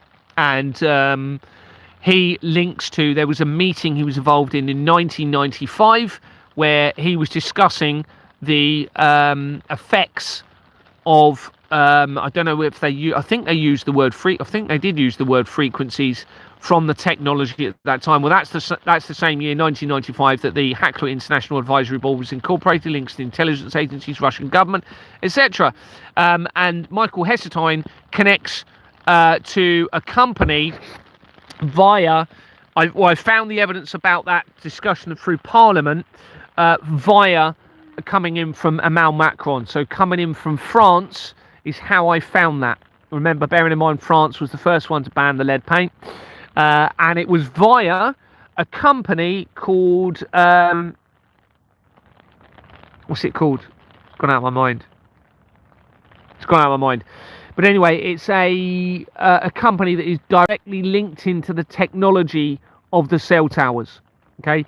Now, when the lead paint was banned, they excluded grade listed buildings, which means that those evil people, I think it's evil, I think they've got absolutely no faith whatsoever, which means they're complete cowards, and I think that's why they're targeting the children, the blood in all of this, and humanity. And I'll come into that a little bit more in detail. But of course, they're all living in estates and estate houses and manor houses, which means they're grade listed, which means they can have the lead paint, which will protect them in their properties from the technology. And I'm going to come to why I think this is so important. So let's talk about the blood infection scandal. And remember earlier, I actually suspect that they have been transfusing blood of humans using animals' blood. I'm sorry to say, if you've had a blood transfusion, I know that's going to be quite upsetting for you to hear that. And I think this is potentially key evidence now tying into the halal meat side of things, and why the Iranian and Islam connection is so critical in all of the research now. Yeah, it's raining where I am at the moment. Right, I'm just going to go into the document and show you this blood scandal research.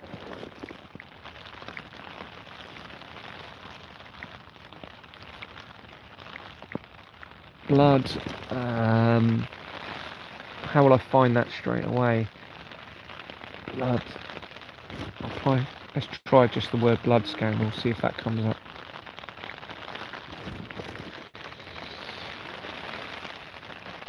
I'm almost certain. Now let me just read this first of all before I start going into a bit more of a theory element in this. Really frustrates me. Every time I see a spelling mistake, it really frustrates me. Here we are.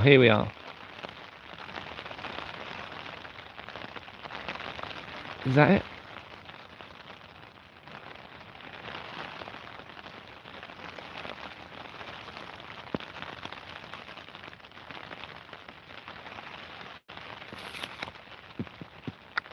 Yeah, here we are. It is. I'm on the right bit.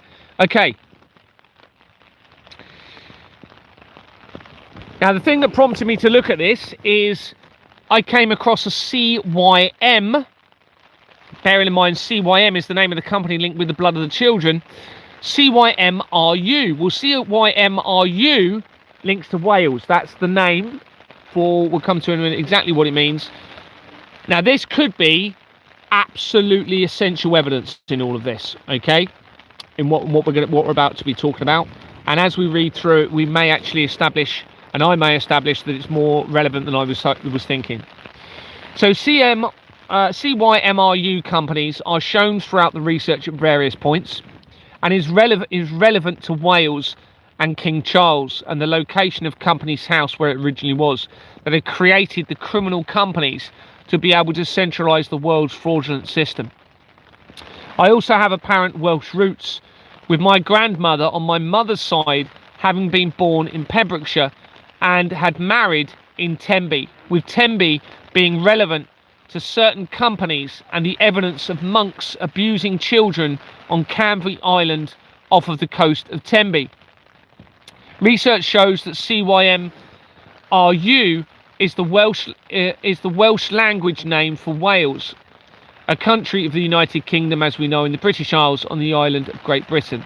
The name is also used in English in the context to promote the Welsh language, including by politicians in media and in cultural settings, and holds strong significance in Welsh national identity. It is often used alongside or in place of the English name Wales in official and informal usage. There are movements by politicians and football organisations for it to be the only name for the country, ditching the name Wales. Now, this obviously is starting to make us believe that Wales is important to those behind this criminal network, possibly more significantly than I realised, and how the history of Wales could be tying into all of this. Now, when you look at a lot of the no, you can't trust AI. When you look at the names, someone's asked, can they trust AI? No, it's links into all of the fraud. Absolutely, it will probably end all of creation if the collider technology doesn't, and they don't accidentally do something or on purpose, then AI will, I suspect. Where was I going with that? Yeah, there a lot of place names in Wales connect to the name Jerusalem. Okay, so it's quite possible, from the evidence, it's quite possible that the real Jerusalem is not in Israel, quite possibly, but also there's evidence that suggests they want it to appear, or want to create the new Jerusalem of the United Kingdom and create this as the new Israel. So I've got to be very careful I'm not falling into a trap of fitting their narrative and their criminal agenda in all of this. And they were probably hoping that I would. Okay, they were probably trying to use me to fit the agenda of the Albert Pike letter and destroy the church, etc. Now, where are we going with that? So they're trying to get the name to come back as CYMRU. The modern Welsh name CYMRU, and I'm forgive me, Cymra, isn't it? No, Cymru. I think it's Cymra, isn't it? I don't know how you pronounce it. It's the Welsh name for Wales, while the name was in the Welsh word. Hold on, have I read that already? No, I haven't. And this is another bit of research that I've done.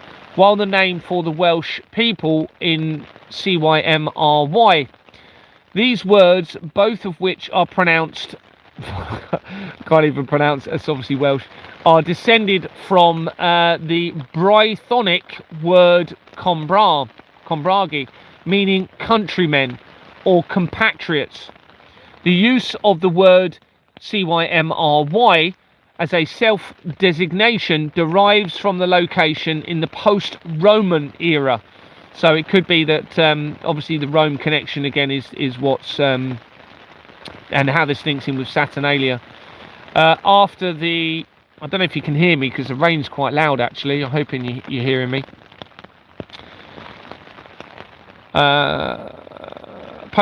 Location, the post-Roman era after the I've lost my place. The use of the word symbolizes self-designation derives from the location of the post-Roman era after the arrival of the Anglo-Saxons of the Welsh people in modern Wales and in northern England and southern Scotland.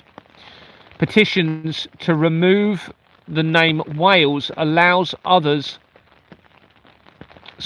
Petitions to remove the name Wales allows others removal of the English name in Wales in 2023, such as the removal of the English name Snowdonia and Snowdon.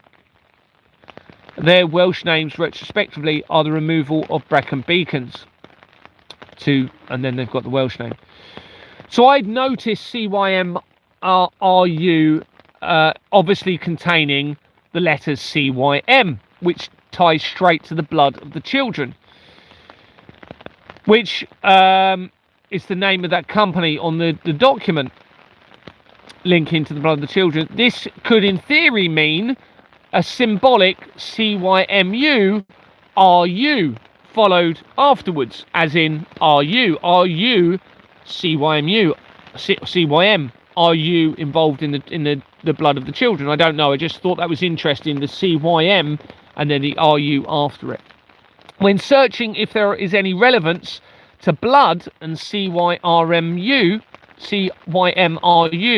the results suggest it is very relevant, with the Welsh Blood Service working closely with the Welsh Football Organisation, and Wales being relevant to the blood infection scandal.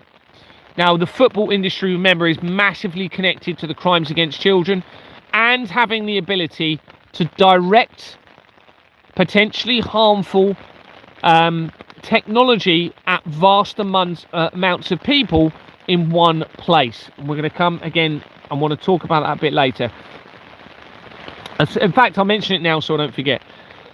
What I'm fairly sure they are doing, fairly sure based on the evidence, and you'll know this, many of you will believe this anyway, or think this or know this and have information of this.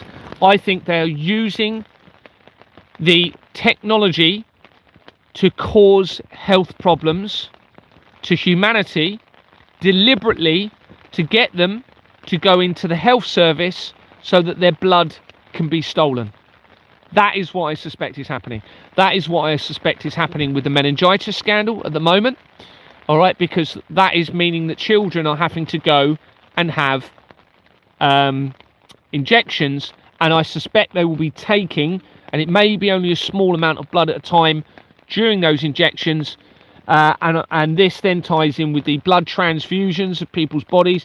I believe they deliberately introduced cancer, because with cancer, very often they will have to do full body transfusions.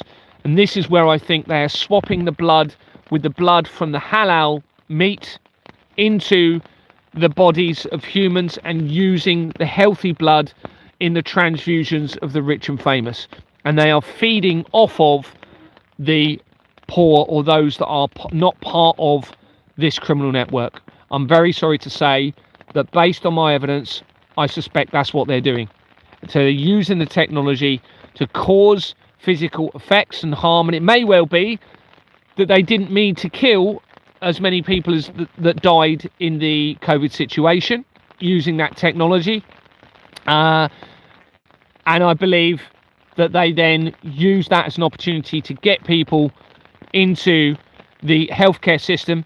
And when we look at when the healthcare system was formed, it's a critical time, everybody. Okay, if you go back So just a very quick timeline. I don't want to go too much over this. 1870, infiltration of the Vatican.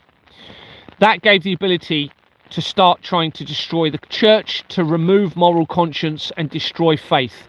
That creates fear on earth, which makes people want to live longer because they don't believe there's anything that will happen after death. That then leads to the taking of the blood to extend life, and how that links in with the blood of the children. 1871 was the letter written by Albert Pike to Mazzini, setting out the World War III deception to take over the world, but also lead to the light of Lucifer being brought upon the earth. 1917 Balfour Declaration. Obviously there'll be a lot of other things in between. 1917 Balfour Declaration involving the Rothschilds, which fermented Israel.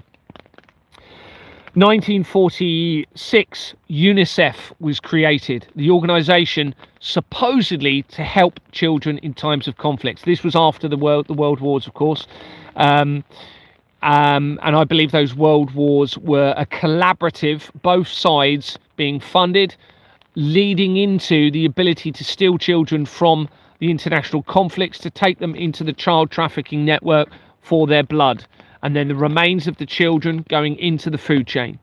Also organ harvesting, okay, all because they're scared of death, because they have no faith. Okay, this is what I believe they've been doing. 1946, the UNICEF. 1946 was also when the Mind charity was created. The Mind charity links to the crimes of the children. I've already got the evidence, thanks to somebody else that asked me to look at it. It links into the Feversham child abuse historical scandal in a massive way. That is a mental health charity. That gave the ability to infiltrate the mental health of people and turn that against those people and use it to silence people through the taboo of mental health, and also then use the medication through the mental health element of the NHS to remove the rationality and silence the individuals that may be trying to speak out about this. So 1946 that was. 1947 the Doomsday Clock was created. 1940, it was 1948, 7, I believe, or 1948, that the NHS was began. Or if I go back to actually 1946 is when the Tavistock Institute was created. The Tavistock Institute was then integrated into the NHS. The Tavistock is a mind control program, okay? If we go back a little bit in the 1940s as well, you had the Operation Paperclip. Operation Paperclip involved members of the Nazi regime being brought across to America, including Werner von Braun. Werner von Braun links to Hitler and to Disney and also to the Flemings, okay? That then became MK Ultra, which began in 1953. Going back, we'll come to 1953 in a minute because that's an important year. 1947 Doomsday Clock. 1947, I believe, NHS integrated with the Tavistock Institute into it to control people psychologically that tried to speak out about this using mental health and other sinister agendas. 1948 was the foundation of the Association of Chief Police Officers of the United Kingdom. That is already linked into the Doomsday Cult and Julian Assange and major areas of the criminal network. 1940, so that's 1948. Let's skip forward a little bit here. Hold on, what else do we have? Let's go to 1953. 1953, I suspect a fake queen was implemented via the coronation. Same year, the MK Ultra program began. The year afterwards, 1954, CERN was founded, linking to the Large Hadron Collider. 1954 also appears to be the year of the Silent Weapons of Quiet Wars document, which suggests they were stealing children from families and using the information to deceive all of humanity and destroy and break down families, cause you all to work too hard so you can't actually think straight, use sex and drugs as a distraction to distract you from the truth, using television and other things. It talks a lot more about other stuff in there, but yeah. 1955, the first Walt Disney Resort opens in California.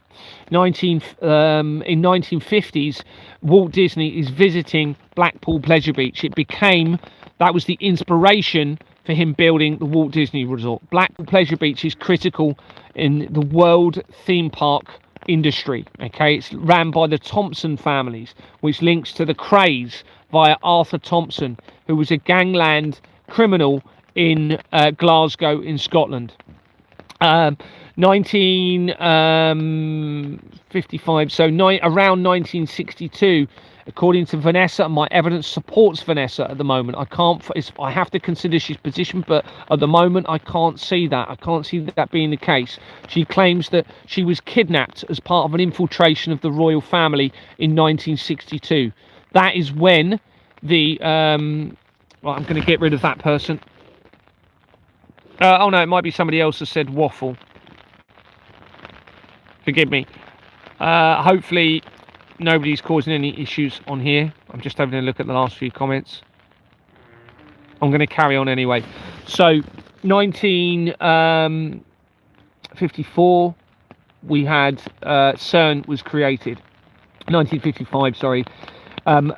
Sorry, I'm at 1962 now, aren't I? 1962 is when the main Siemens company was created. That links to the Nazi regime. That links to CERN, okay? 1962, it links to Jeffrey Epstein immediately via Edge Foundation. Edge, I believe, is referring to the edge of the event horizon in relation to a black hole. You've got 1962 infiltration of the royal family. There's other key companies in 1962, I can't remember. Also, just going back a bit, 1954 is when Slaughter and May was incorporated. Slaughter, it's in the words, everybody. Slaughter and May is a very important organisation in this. 1958, you had the initiation of Charles to become the Prince of Wales. NASA is founded that same year, I believe within 2 weeks of Charles becoming the Prince of Wales. NASA is one letter short of a anagram of Satan. He became the Prince of Wales in 1969, which is when NASA supposedly was involved in a moon landing. A lie, everybody, that's a lie. 1971 is when the World Economic Forum began, 2 years after Prince Charles became the Prince of Wales. There's loads of other stuff. I'm just trying to remember the key things in the events here. 1972, Jimmy Savile bought a property in Bournemouth, which he owned until he died. 1980, the Georgia Guidestones were erected in Georgia, in America, representing an upcoming man-made apocalyptic event, where it says on the tablets, the stones, that they will reduce the population or maintain it to under 500 million, which means you're talking a vast amount being gone. They were then destroyed 3 days before I approached Anthony Roberts, and they removed them. That was a day after an experiment took place at CERN. Anyway, I can't remember where I was going with that. There was a reason I was going there. I'm going to get back, otherwise I'm just going to lose track of everything and where we're going with this. So I'm going to get back to the blood. Let me just get back to the bloodstock evidence.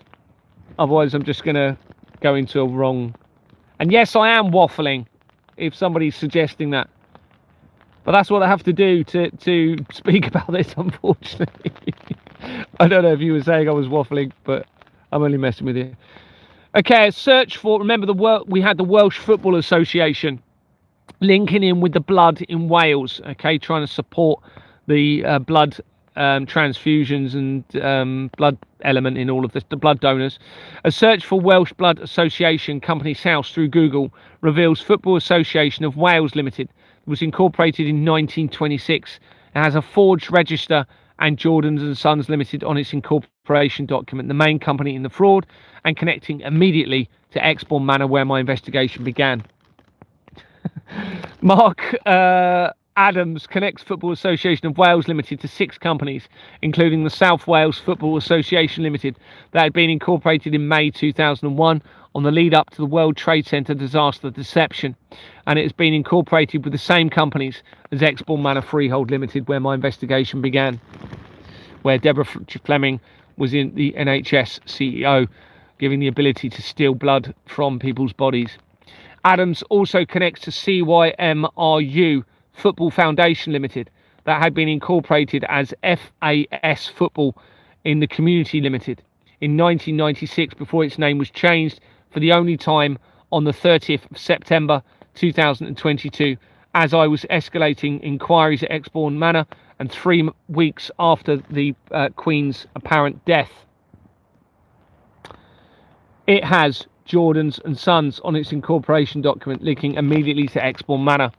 Carol Bell connects this company to 32 companies, including, and I've listed them because they all become relevant, various archaeological companies, with a Museum of London Archaeology that had been incorporated in the month before Jimmy Savile's death and has Farrer and Co. on its incorporation document, linking immediately to Ghislaine Maxwell, Michelle Mone, the Royals and Jewish Community Centre.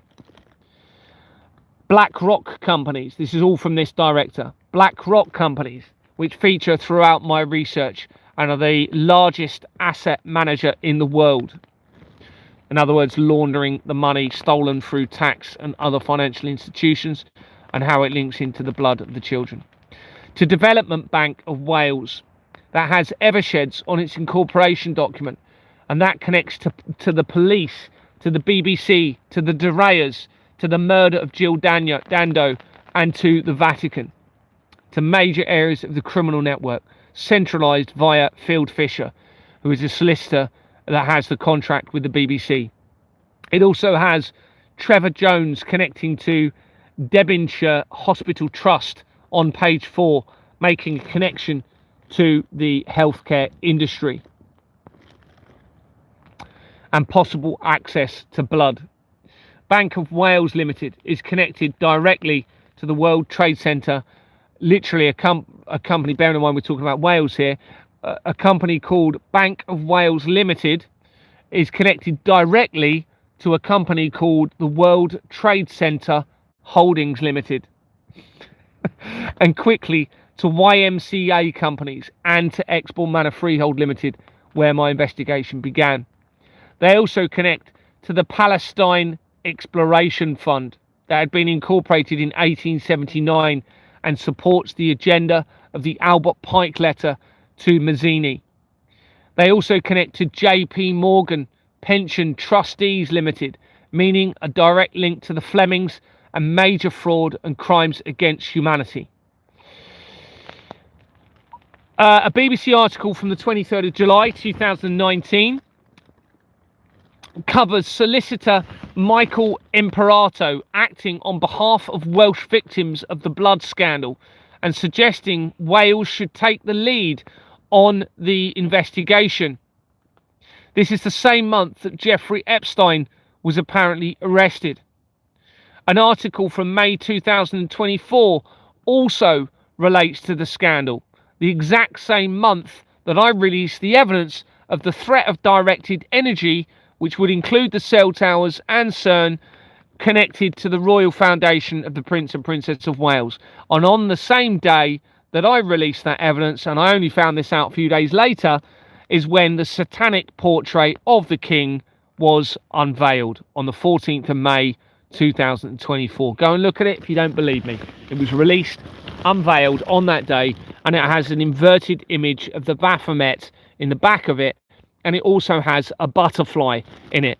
Now, the evidence of the butterfly I'll come to in a minute, because that is mind-blowing, and I haven't actually publicized it yet, so remind me if I forget butterfly.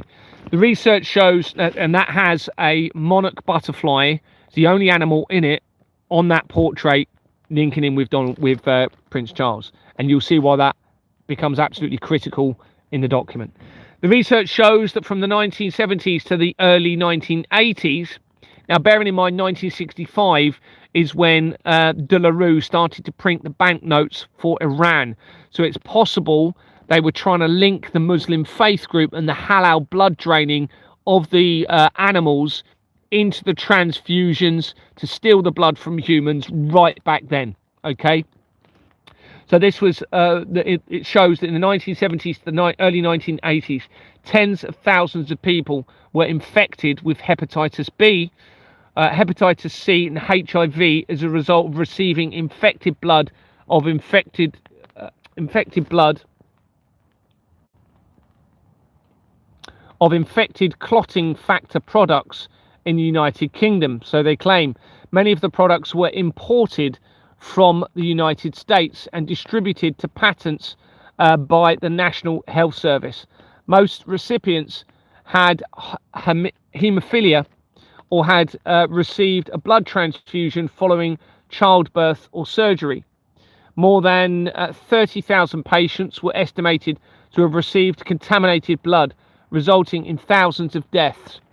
In July 2017, after the Pizzagate scandal was exposed and Donald Trump was positioned, then Prime Minister Theresa May announced an independent public inquiry into the scandal. Only then, though, after the Pizzagate scandal was exposed. Why would you wait from the 1970s, 80s, and time it after the Pizzagate scandal? It's obviously relevant in all of this.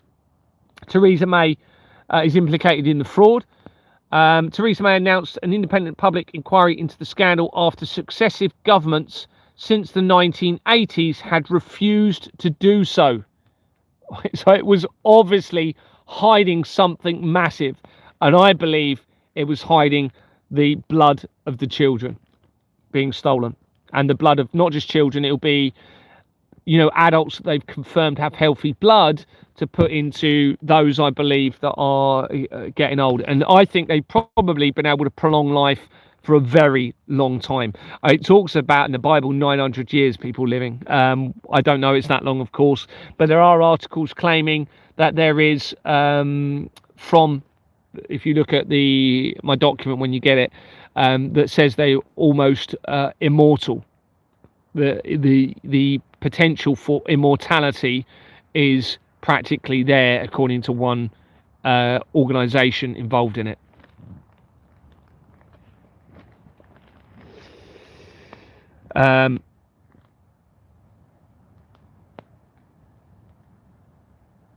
In the early 2000s, the former Solicitor General for England and Wales, Lord Archer of Sandwell, campaigned for an inquiry into tainted blood scandal alongside Lord Owen, who was the health minister from 1974 to 1976. Now, the Owen name becomes relevant through my research. It's possible they're all connected, possible they're not, of course, but I think what you've got is they're keeping the bloodline control in all of this within their bloodlines as well. So a lot of them are going to be connected in all of this. Of course, you've got Candace Owens as well. Lord Jenkin, Health Secretary from 1979 to 1981, and others were also, they were trying to, let me just read that again. Former Solicitor General for England and Wales, Lord Archer, they were, so they were all trying to campaign for an inquiry supposedly into it, but they never had one. They were unsuccessful. Owen is a name, as I've said, featuring the research and particularly important in connections to Stephen Owen, who had been involved in managing Exbourne Manor and is linked to the Russian government and major people and areas of the criminal network. Research shows that David Anthony Llewellyn Owen, Baron Owen, this is going to become even more relevant now, because the Llewellyn connection here is important to some other recent evidence. I'll have to put that together, though, and come to it. So research shows that David Anthony Llewellyn Owen was born in 1938 and is a British politician and physician, and served as Foreign Secretary as Secretary as a Labour Party MP under James Callaghan from 1977 to 1979, and later led the Social Democratic Party. He was a member of the Parliament for 26 years, from 1966, the year of the foundation of the Church of Satan, and the start of the construction of the World Trade Center disaster in 1902. So he was positioned from 1966 until 1992. Well, 1992 is the year that the Catholic Church became a legal entity, and when the Companies House Register started to become electronic. Owen was born in 1938 to Welsh parents in Plympton, near the city of Plymouth in Devon. He also has Swiss and Irish ancestry that is relevant to the research. The final report was published on the 24th of May 2024. concluding that the scandal could have been largely avoided. Patients were knowingly exposed to unacceptable risks, and that doctors, the NHS, and the government tried to cover up what happened by hiding the truth. Now, that is the same. I think I mentioned this. I'll come to this in a minute. When then Prime Minister David Cameron apologised on behalf of the British government to those affected, although he did, no government, healthcare or pharmaceutical entity in the UK has formally admitted any liability in the scandal. As part of the public inquiry, 3,000 surviving victims were, and I hope some of you on here are victims in this, so that you're hearing this evidence, were awarded interim compensation payments in August 2022. This is the month after Anthony Roberts resigned. They were paid urgently due to the extremely high death rate of survivors, or they were panicking, thinking, oh dear, look what Gary's now starting to expose, and is he going to expose the evidence in relation to the blood investigation? And it's no coincidence, I believe, that in May 2024 that investigation was concluded, the exact same month. In fact, on the 20th of May 2024, within 6 days, it was 6 days after I exposed the Royal Foundation and the Prince and Princess of Wales linking in with the threat of directed energy. So on the 20th of May 2024, the 6-year-long infected blood inquiry was finally reported, covering more than 2,000 pages and describing the scandal as the worst treatment disaster in the history of the NHS. Deliberate, I believe. On the following day, on the 21st of May 2024, the Minister of the Cabinet Office, John Glenn, announced a new infected blood compensation authority to administer a new compensation scheme for victims. This was a week after the portrait, as I've said, was unveiled of the Prince Charles. This is mind-blowing. A search for Welsh Blood Service reveals Welsh Blood Service charity comes up, having been established in 2004. 2004 is the same year that Charles went to Iran for a meeting, which hadn't happened since 1991, when Prince Philip had been involved in a meeting. That meeting involving Charles involved an earthquake, visiting the site of a recent earthquake, and it was a low-profile meeting. It was I can't remember how they've described it, but it wasn't a political meeting. I suspect they discussed the plans in relation to Iran, in relation to the falsified prophecies, in relation to the blood of the children, and the collaboration with leaders in the Middle East, and how that all ties into this.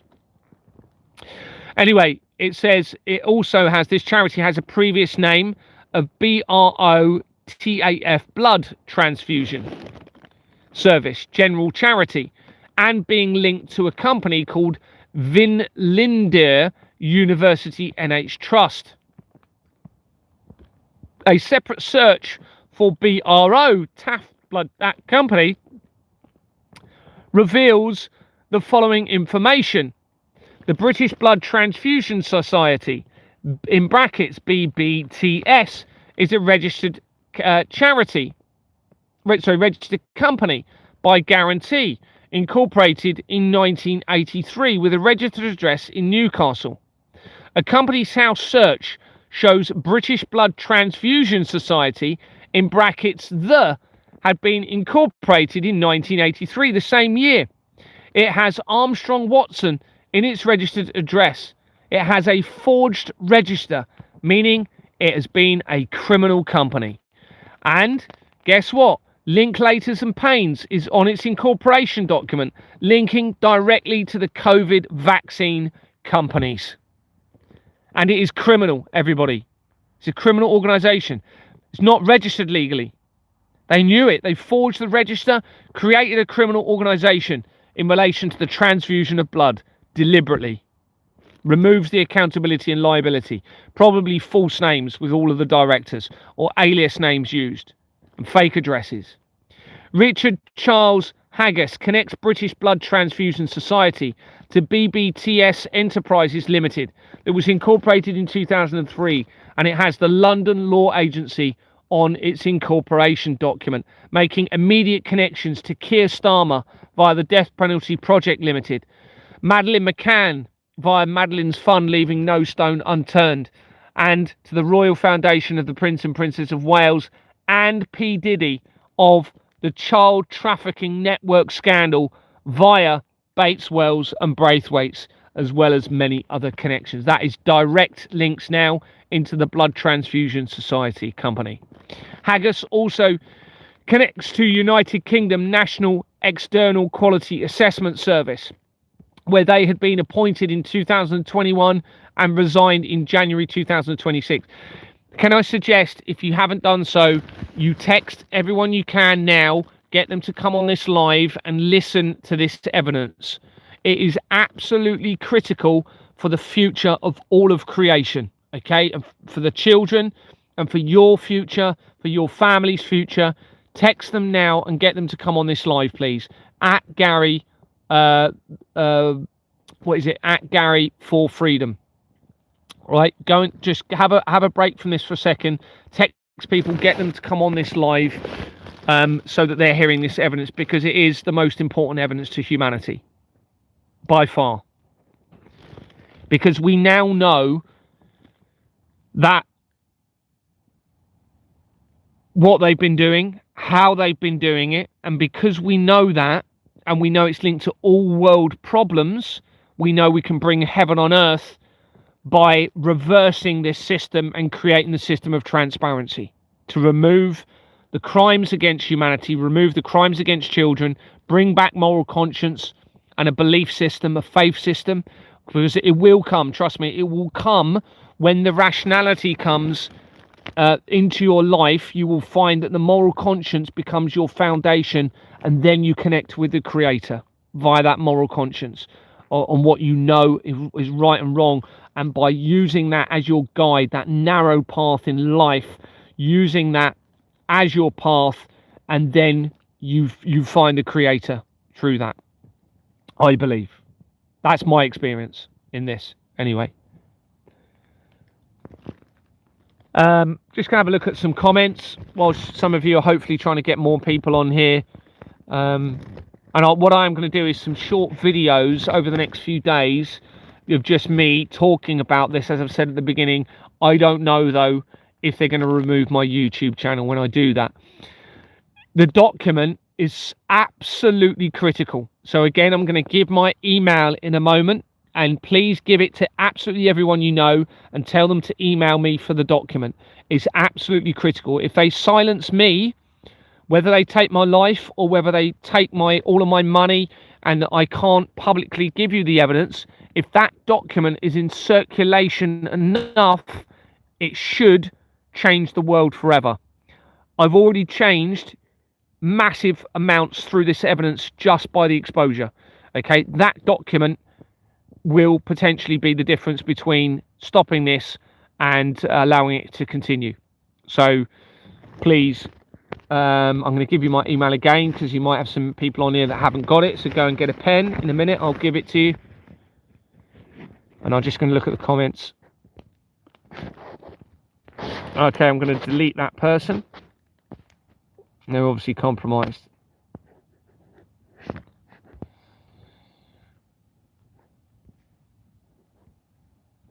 Yeah, I'm going to delete that person. They're compromised. Everything's verifiable, people. It's all there for you to check it and verify it.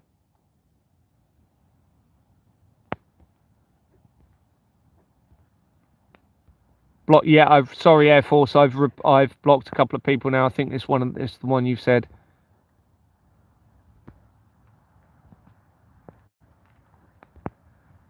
Just looking at the comments. No, thank you, Empowered, for your comment, saying you appreciate me talking. You know, look, I don't know what else to do about this. I'm trying my best. I've got to get this evidence out. Lives may not be the best way, but they don't seem to be able to stop the lives necessarily so easily. I mean, I know it's limited people, 182, but it also means I'm not AI because you're putting comments on there, so I'm real, because I can respond to some of the comments. That's really important. Some people, this is one of the things they tried to say, is that I was AI, and therefore how could I be trusted? I mean, it's ludicrous. It's absolutely ludicrous.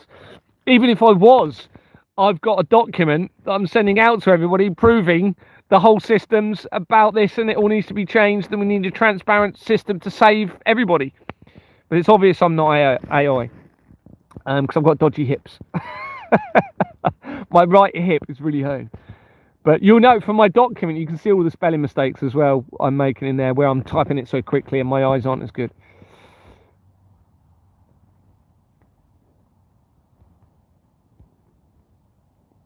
Thank you for your comment, Fran Baggins. You're saying that everyone's with me, and unfortunately, I can't get to enough people by myself. I've only got 5,000 followers. You've got possibly 8 billion people in the world, if that's real. It's a drop in the ocean, isn't it? So this is where you guys all really need to go all out on this, and you need to get this document to absolutely everyone you can, and you need to get my name everywhere. I don't want to be famous. This isn't about me. This is about the truth of the evidence. I'm not corrupted by anything. I'm not corrupted by the money, the drugs, the sex, the blood. I am constantly being guided by, I believe, the true creator in all of this. I'm asking for strength. I was praying a lot today for guidance. I've now got a dilemma. Do I submit to go against my morals and pay £1,800 to my wife, who has already admitted that she would allow the blood of the children and the crimes against the children, or do I not pay that and risk losing everything? And it looks as though they are going to take literally everything from me. I'm desperately fighting to avoid that by sending emails to the solicitors, which I'm going to be publicising, proving that they are using documents that are fraudulent. But they are desperate. They are desperate to stop this truth now coming out. And I don't think they realised I was going to find out as much as I am and expose as much as I am. So that they are now escalating their attempt to shut me down financially, because that means they shut my voice down. That means I can't get the evidence out to everybody. So again, we then fall back on the document, which is already in. I've sent that to quite a few people over the last few days. So my email address is, for those of you that haven't got it, grab your pen. Gary, the truth sets us free at gmail.com. It's Gary with one R. The truth sets us free at gmail.com. Then my other email address is Gary. Gary. Hold on, got to remember it.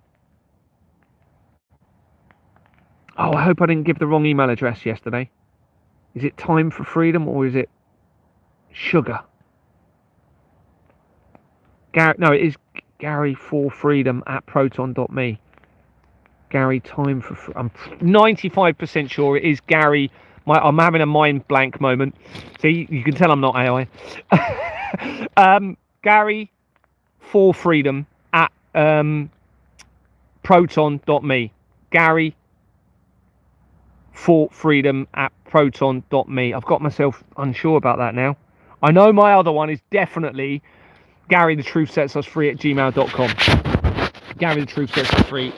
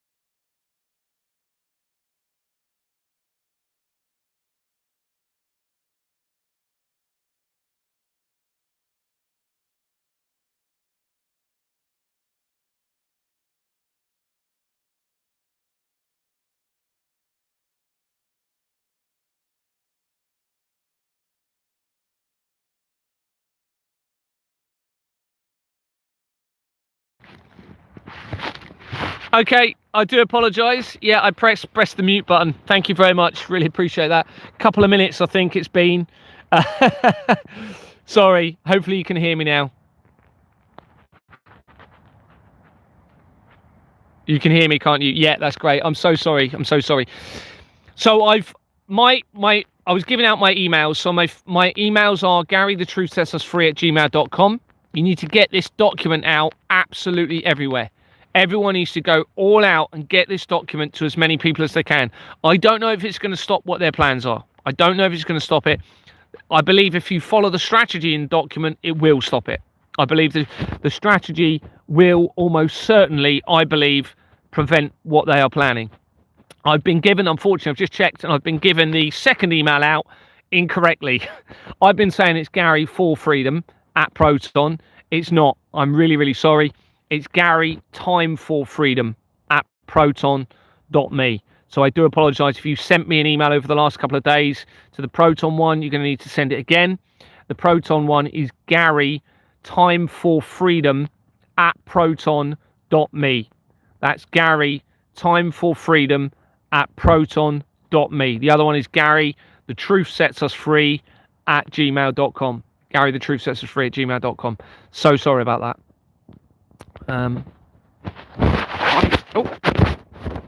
Okay, I'm going to go into the rest of the bloodstock evidence. I know there's going to be a lot of questions, but you know, I'd rather talk about this. And the difficulty is there's so much evidence. You know, I'm reading it and it's difficult for me to then look at the comments and ask questions on it. That's why every now and then I just say, have you got questions? But I don't know if it's working very well, me doing that.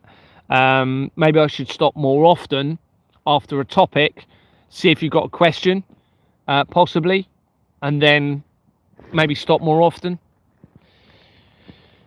Right, I'll just go to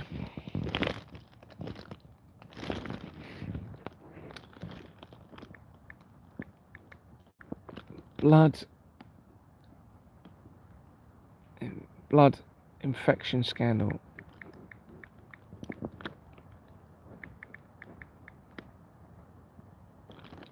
My eye's a bit stinging now.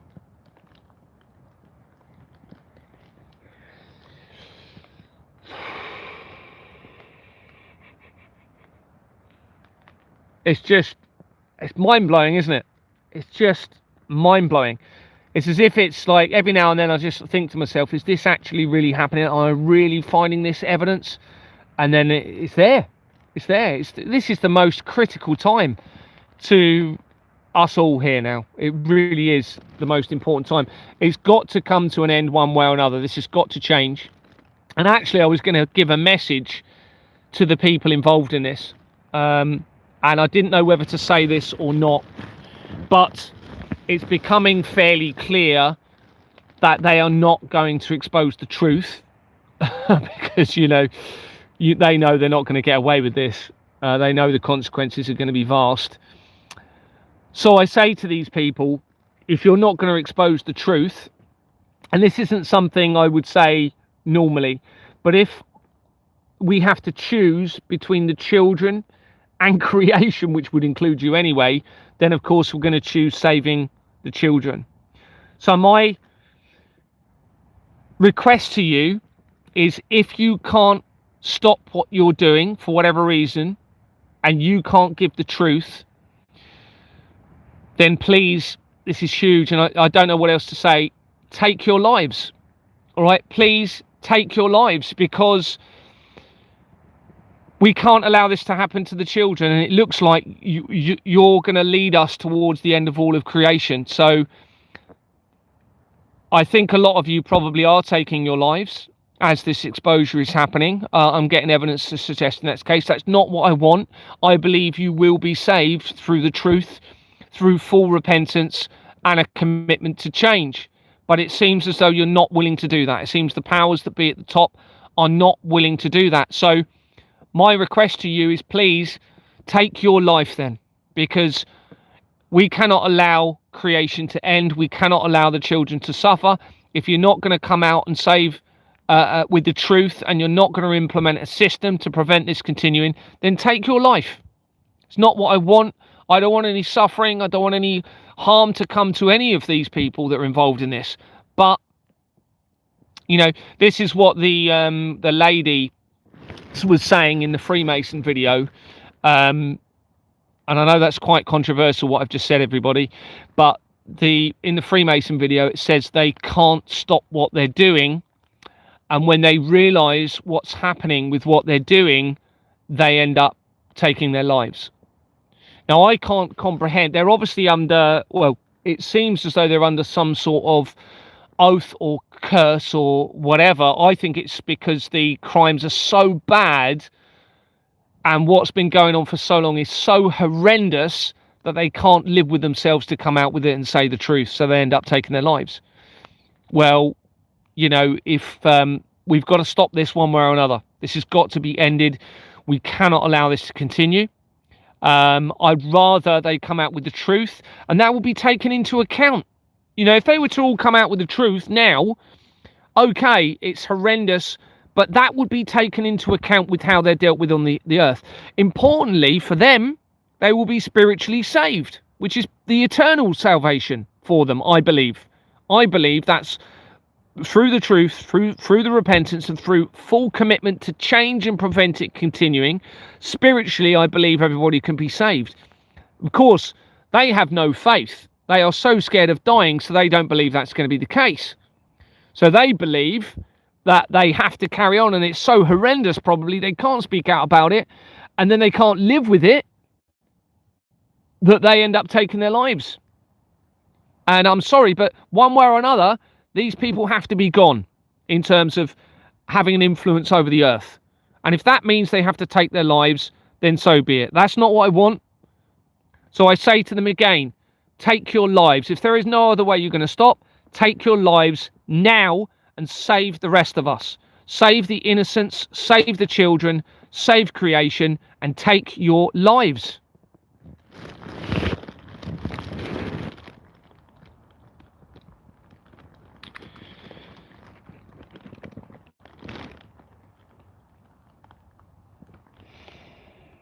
Blood infection scandal. Where do I get to?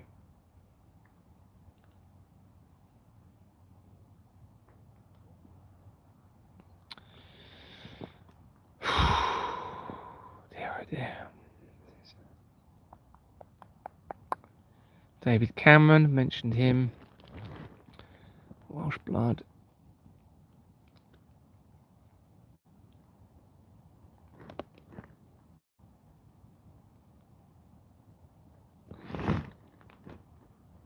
Okay, yep, so we got to this. Richard Charles Haggis connects the British Blood Transfusion Society to BBTS, linking into the PDD scandal immediately of child trafficking. Haggis also connects to United Kingdom National External Quality Assessment Service, where they've been appointed in 2021 and resigned in January 2026 as the exposure continued. It had been incorporated as Pathology Quality Assessment in 1995, the same year as the Russian government-linked Hackler International Advisory Board, and was incorporated. And its name, whilst I'm just on this point, the Russian coup of 1991 with Mikhail Gorbachev and Reza Gorbachev, they were linked to a blood transfusion company as well. Okay, so you had the Russian coup 1991, the same year that David Icke came out saying the world would be devastated by earthquakes and tsunamis. He's linked to intelligence agencies, and then 1992 the Catholic Church became a legal entity, and all of the other stuff as well that I mentioned. Company's house started to become electronic. So yeah, there was a blood transfusion company linked to the former leaders of the Soviet Union, which now makes sense, doesn't it? It's all making sense, everybody. All the dots, we're nearly there with the full truth in everything, I believe. And why the world's in this mess. Which means we're on the edge of heaven. And I believe and I hope that will be heaven on earth through a transparent system. I hope. Certainly if I have anything to do with it. So this company was incorporated the same year, and its name was changed for the only time in November 2001, 2 months after the World Trade Center disaster.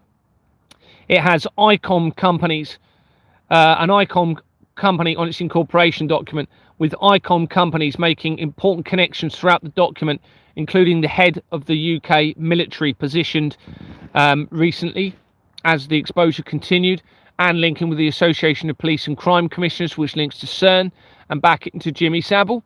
It has Northern General Hospital and addresses in Leeds on its incorporation document, which are relevant to Jimmy Savile, the fox hunting possibly being used as a cover for hunting children, and more in relation to Yorkshire, where Leeds is based. Amy Diath, D''A''T',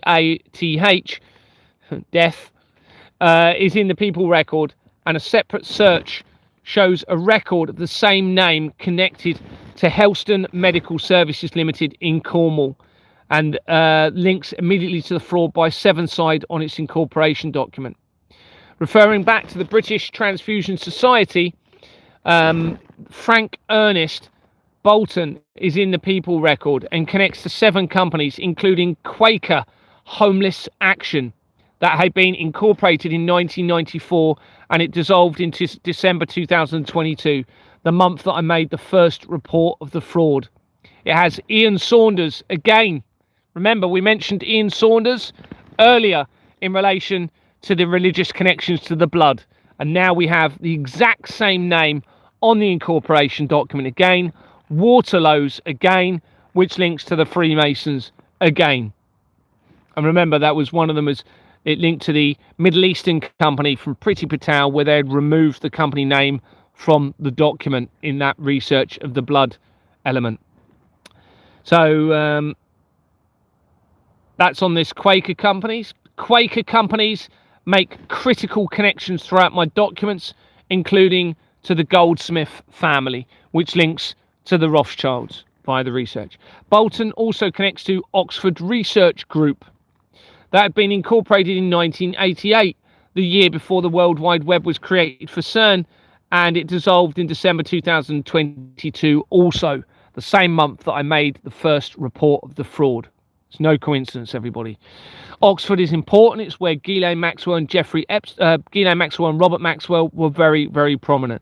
And Robert Maxwell is linked to the Association of Chief Police Officers of the United Kingdom in my research, and the Doomsday Cult, linking to Julian Assange. It connects quickly to the fraud. This company we're talking about, this is the Oxford Research Group, Jordans and Sons Limited, on its incorporation document, linking straight to Exmoor Manor, where my investigation began. John David Cash connects British Blood Transfusion Society to the Academy of Royal Colleges, that had already featured almost immediately in the research of Deborah Fleming, that had retired as the NHS CEO to become involved in Exmoor Manor, and initiated my removal as a director after I refused to file forged bank documents whilst I was a director, being produced by someone on Lloyd's Bank, the Treasury Department. And it connects quickly to the NHS Confederation and to major areas of the fraud: Donald Trump, Jimmy Savile, the royal family, Julian Assange, the Doomsday Cult, and much more by the Association of Police and Crime Commissioners, as shown elsewhere. Remember when I was looking at the charity, the blood transfusion charity, you had the Velindre University NHS Trust. Well, a search for that comes up with a charity of the same name that was registered in 1996 and has a former name of Velindre NHS Charitable Fund. Research shows Sarah Mosley is the incoming is the incoming chair for this Velindre University NHS Trust, which oversees the charitable fund, as of the 1st of September 2025, as they were planning my staged arrest. She was announced as the preferred candidate in June 2025, following an open recruitment process, succeeding Professor Donna Mead OBE, who previously led the Trust and its Charitable Funds Committee. Sarah joined Valindri University Trust in September 2025. Her professional background lays in communications, engagement, policy and leadership. She was the communication director of the Welsh Government and headed the profession in Wales, setting up and chairing Comms CYMRU, having previously held similar directorships for a large London NHS trust and regional development agency. So she was the communications director for the Welsh Government. Just reading that last bit, just making sure it doesn't link to the cell towers somehow. Latterly, Sarah has worked as a charity leader, including director. Remember what I said earlier about the Mind charity? She was a director for Mind CYMRU. Mind that was founded in 1946. Mind that links to the child abuse through the Feversham inquiry. Critical. And that actually links into the threat of directed energy via... Oh no, I'm getting mixed up with Michael Hestine and Michael Bragg. What was his name? Michael Bragg? Forget that. Melvin Bragg. So she links to Mind CYRMU, and she was also the CEO of Moondance Cancer Initiative. Remember what we said about cancer being created deliberately to remove the blood through blood transfusions. For the past 8 years, Sarah has served as an independent member of Cardiff and Vale University Health Board, deepening her knowledge of NHS Wales, and also has experience as Tribunal Chair of the Health and Care Professions Council. As I've said, the Mind makes critical connections to the crimes against children. Company's House shows us Sarah Mosley, connected to 4 companies, including Kitchen Table Ideas Limited. Oh, where's that gone? So this is research of this person we've just been talking about. Sarah Mosley connects to 4 companies, including Kitchen Table Ideas Limited, that have been incorporated as the Great Little Picture Company in 2008 before its name was changed in January 2019 on the lead up to the COVID deception. And it dissolved in 2023 as I was starting to escalate the exposure of the fraud. Mosley also connects to JLS Contracting Limited, that was also incorporated in 2008 and has at UK PLC companies on its incorporation document, connected immediately to Expo Manor Freehold Limited via Property Solutions Southerns Limited, who are the new management agents for the company, and connects to major areas of the fraud and the apparent crimes against children. Another record shows us Sarah Ann Mosley connected to Veolia Environmental Services Northern Ireland Limited, that had been incorporated in as CFR 12 Limited in July 2001, the same month that Larry Silverstein acquired the lease for the World Trade Center, the only time that it changed hands leading up to the World Trade Center disaster deception. It dissolved in 2016 after the Pizzagate scandal became exposed. The Northern Ireland connection appears to be important, as how it seems to relate to the fox hunting being used as a cover for the hunting of children, as shown elsewhere. There are many Veolia companies connected throughout the directors, including Patrick Richard Gilroy connecting to 23 companies, and Veolia ES Holdings UK Limited. They've been incorporated in 1997 and is a criminal company, having been incorporated with the same companies as Expo Manor Freehold Limited, where my investigation began. Veolia ES Birmingham Limited is shown in the research of the Las Vegas shooting of 2017, which makes major connections to the criminal agenda, and also to somebody that was positioned beside me called Guy Briscoe, my former friend and former police colleague, who was positioned by me, who also links to the blood of the children via the research. Not only that, but to the shooting in 2017 via the research in Las Vegas. Also, he connects to the serial killer who was a doctor within the NHS. We mustn't forget about his Harold Shipman, because that will be linking into everything that I'm telling you. Well, it does, it links into everything, but now it becomes even more relevant because of the blood connection running right the way through all of this international government fraud. So he was an NHS doctor, and he was one of the biggest serial killers in the United Kingdom. And I believe his the murders supposedly, and I think this is a cover to what was really going on, was involving injections into his victims. I believe that was the case. Research shows that Veolia Environmental SA, branded Veolia, is a French transnational company with activities in 3 main service and utility areas traditionally managed by public authorities: water management, waste management, and energy services. In 2025, Veolia employed 215,000 employees in 56 countries. It's a huge company. Its revenues in that year was 44 billion euros. It is headquartered in Aubervilliers.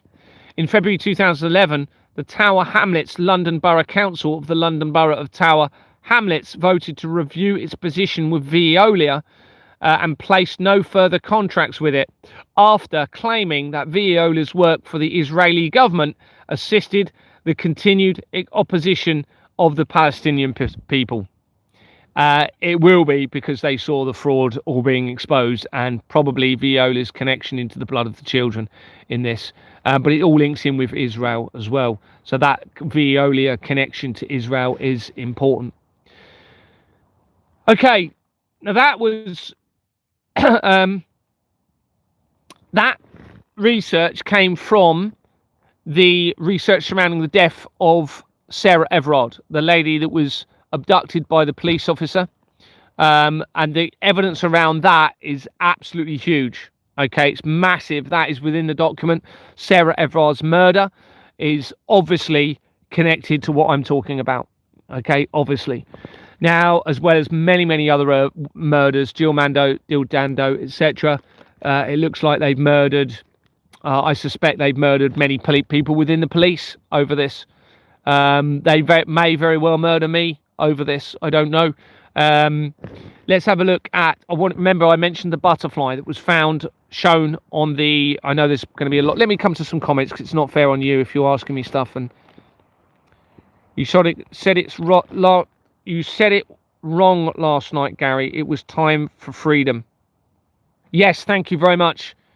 Yeah, hopefully I covered that a bit earlier. Yeah, I'm so sorry. Thank you. So my email address, just to confirm for everybody, GaryTheTruthSetsUsFree@gmail.com.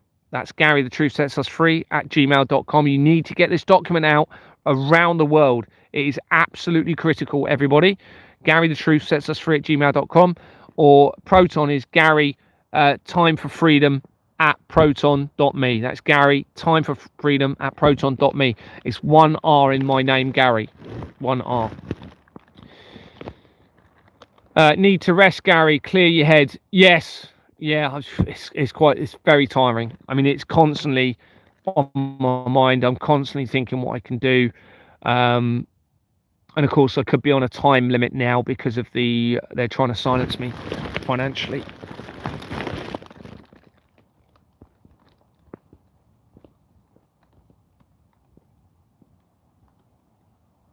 Yeah, I went and had a lovely time today. I did. I went and took some. I made a sandwich up. Someone said, "Did I really go for a walk?" Yes, I did walk, and I made a picnic up, and I had a lovely view, and yeah, I had a really nice time. But I was obviously thinking about this, and I was praying a lot as well, asking for guidance on where I go from here, and for strength.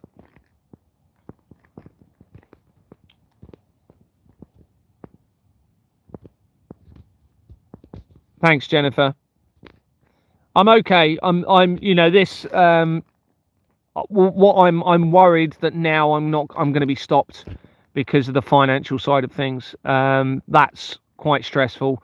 Obviously it's been stressful anyway, but that means I'm on a time limit, which becomes stressful for me, because then I'm like, what do I do? What do I need to do about this? Do I try and make an arrest?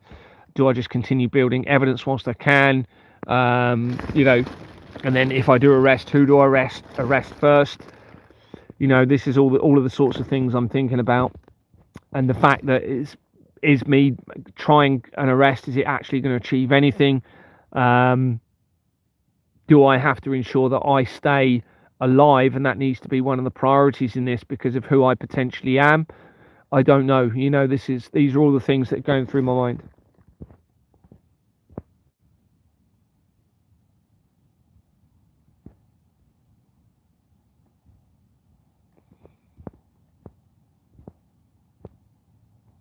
Someone said they need to contact me to speak to me. Yeah, if you get the document, on the top of the document, it's got my Facebook link.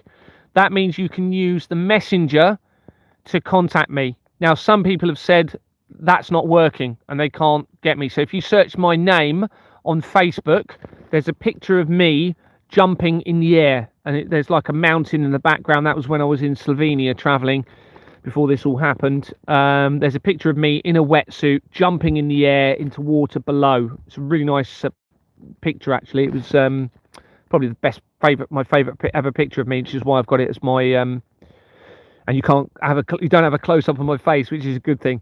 So yeah, through Facebook you can contact me on Messenger. Hopefully people are in contact with me on there.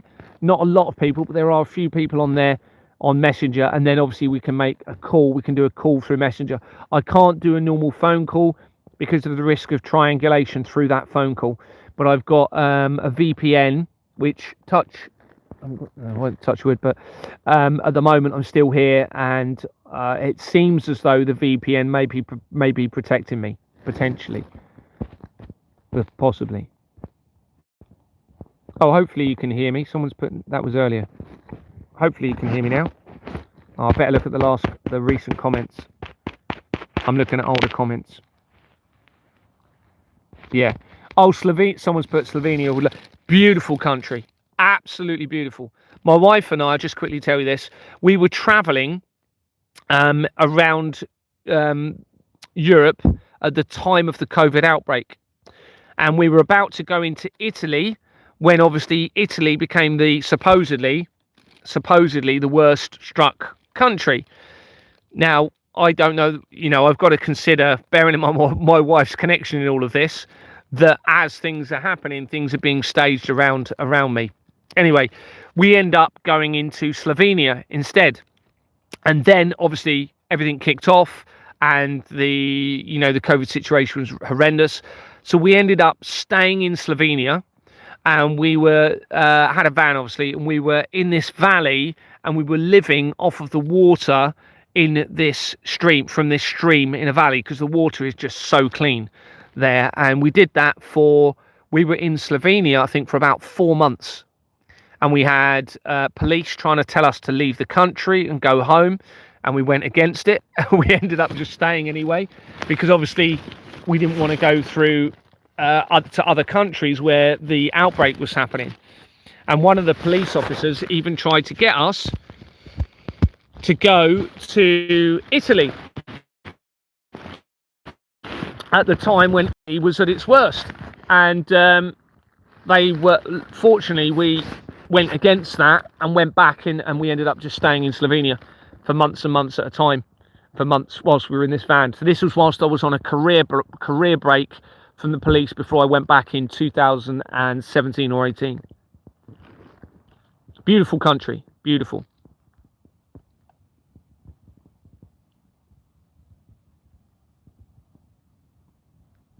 Someone's put, we can arrest them all when Parliament closes. I honestly, I don't think anything's happening with this in the background. I think this is down to the people. All of the evidence I'm getting, they wouldn't be targeting me, would they? Let's face it. If they were really doing the right thing, why strip me of my finances? If they were doing the right thing, why are they allowing criminal companies to verify criminal companies? These are new verification processes they brought in. Why would you have, what was the other thing I was going to say? There's loads of things that wouldn't be happening. Why aren't they talking about it? Why aren't they exposing the laundering system that's behind the child trafficking network?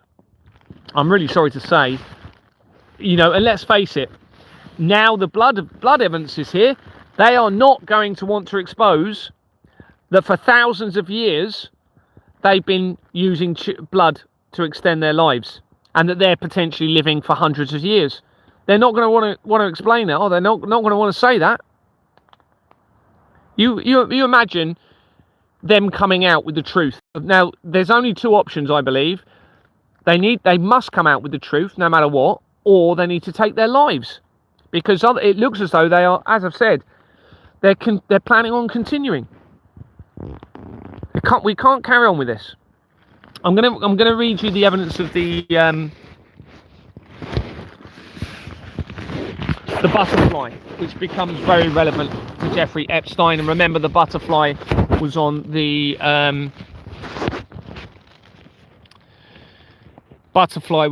the portrait of the king. So that I think that was possibly a sign for me, and you'll see why. And I know that's a big thing to say, but wait until I've read this.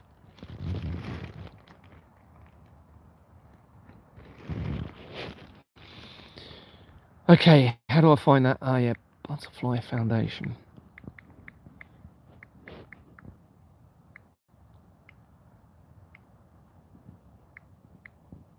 Nobody's heard this evidence, so this is. I was quite taken back when I saw this, when this happened. And again, this I believe is a sign that I am being guided by a divine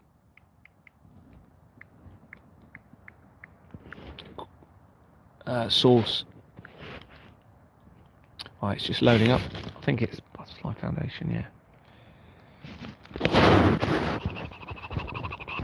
Thank you so much for hanging with me, people. I really appreciate it, and listening and being so patient with me. I've tried my best with all of this. It could have been better, much better. The document could have been a lot better. What I'm saying could be better. I'm making a lot of mistakes. Probably saying a lot of things in a way I shouldn't. Come on, why is it not finding it?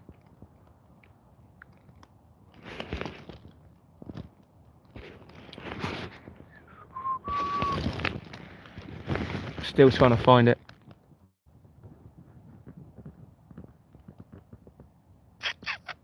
Sure, it's Butterfly Found. I spelt it wrong. No, Butterfly Foundation. Let's just go with the word butterfly then, because I don't think there's going to be too many of them in the document. No, it's not finding it. Why is it not finding anything?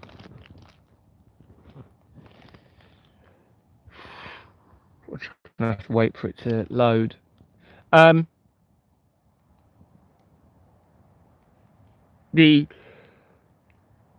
Excuse me. Oh yeah, excuse me. Just whilst that's still. Oh, we go. We've got two now. Two so far. Still thinking about it.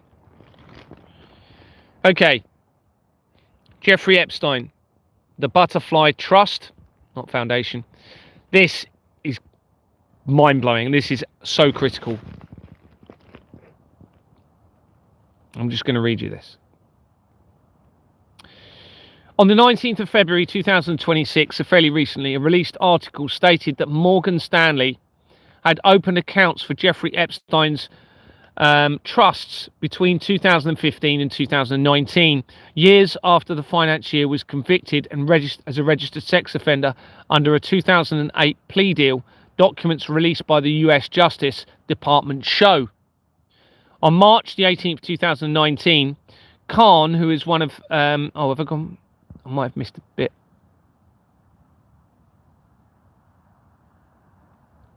No.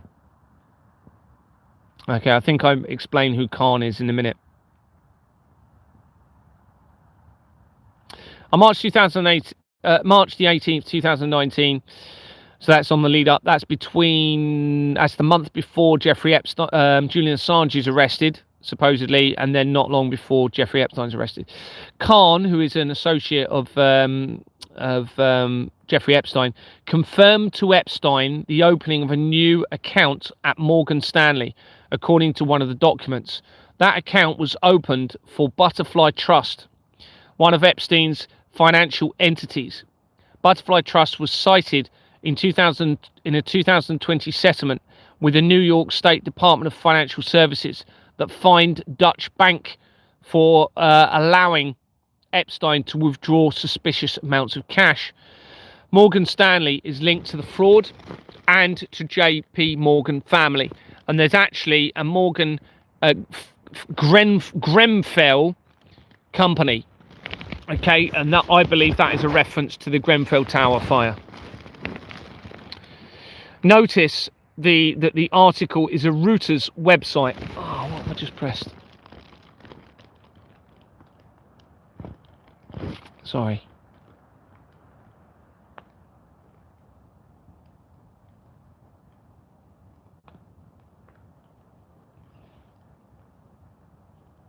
Notice that it is a Reuters website with this article, with Reuters appearing to be linked to the Thompsons associated to the Krays that appear to be central to the criminal network and the infiltration of the royal family. On the 10th of March 2026, so very recently, another article was published regarding the Epstein files, and one of Jeffrey Epstein's associates, Richard Kahn, Epstein's accountant and bookkeeper since 2005, having told the mansion's staff to pack two suitcases with the contents of the safe and deliver them to his home, agents had written. The article says that Kahn and Epstein's long-serving lawyer, Darren Indyke, are the sole executors of Epstein's estate, controlling all his wealth and possessions. Epstein had apparently appointed Indyke and Kahn as co-executors in August 2019, just 2 days before he died. I suspect this is probably a lie. During our conversation, mentioned elsewhere, Brian Harvey, who was a singer of E17, had mentioned a butterfly connection in relation to the Krays and my late father. So let me tell you a little bit more about that.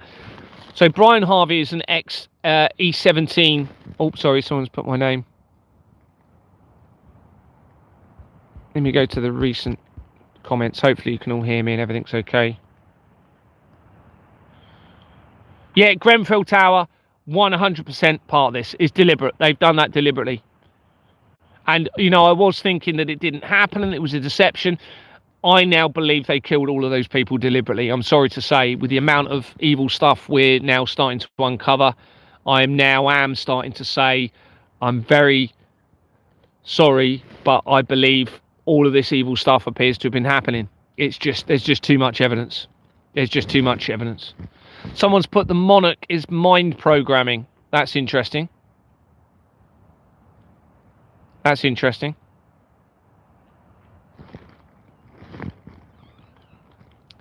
Ham is notorious for contamination if it isn't refrigerated at the right temperature at the right time.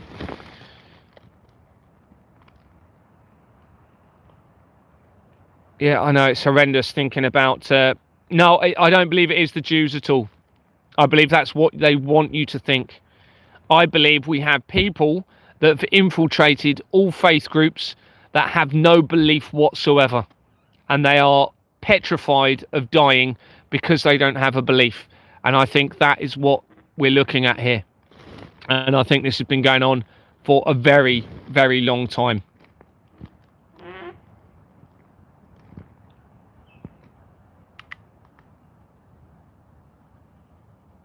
MK Ultra butterfly. Someone's saying they relates to the...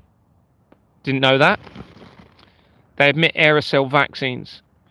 Gary, you have brought a lot of fraud, corruption and evil to light to us all, and I am very appreciative of you. Thank you. No, thank you so much, Jill. That's very kind of you to say. It means a lot. It really does mean a lot.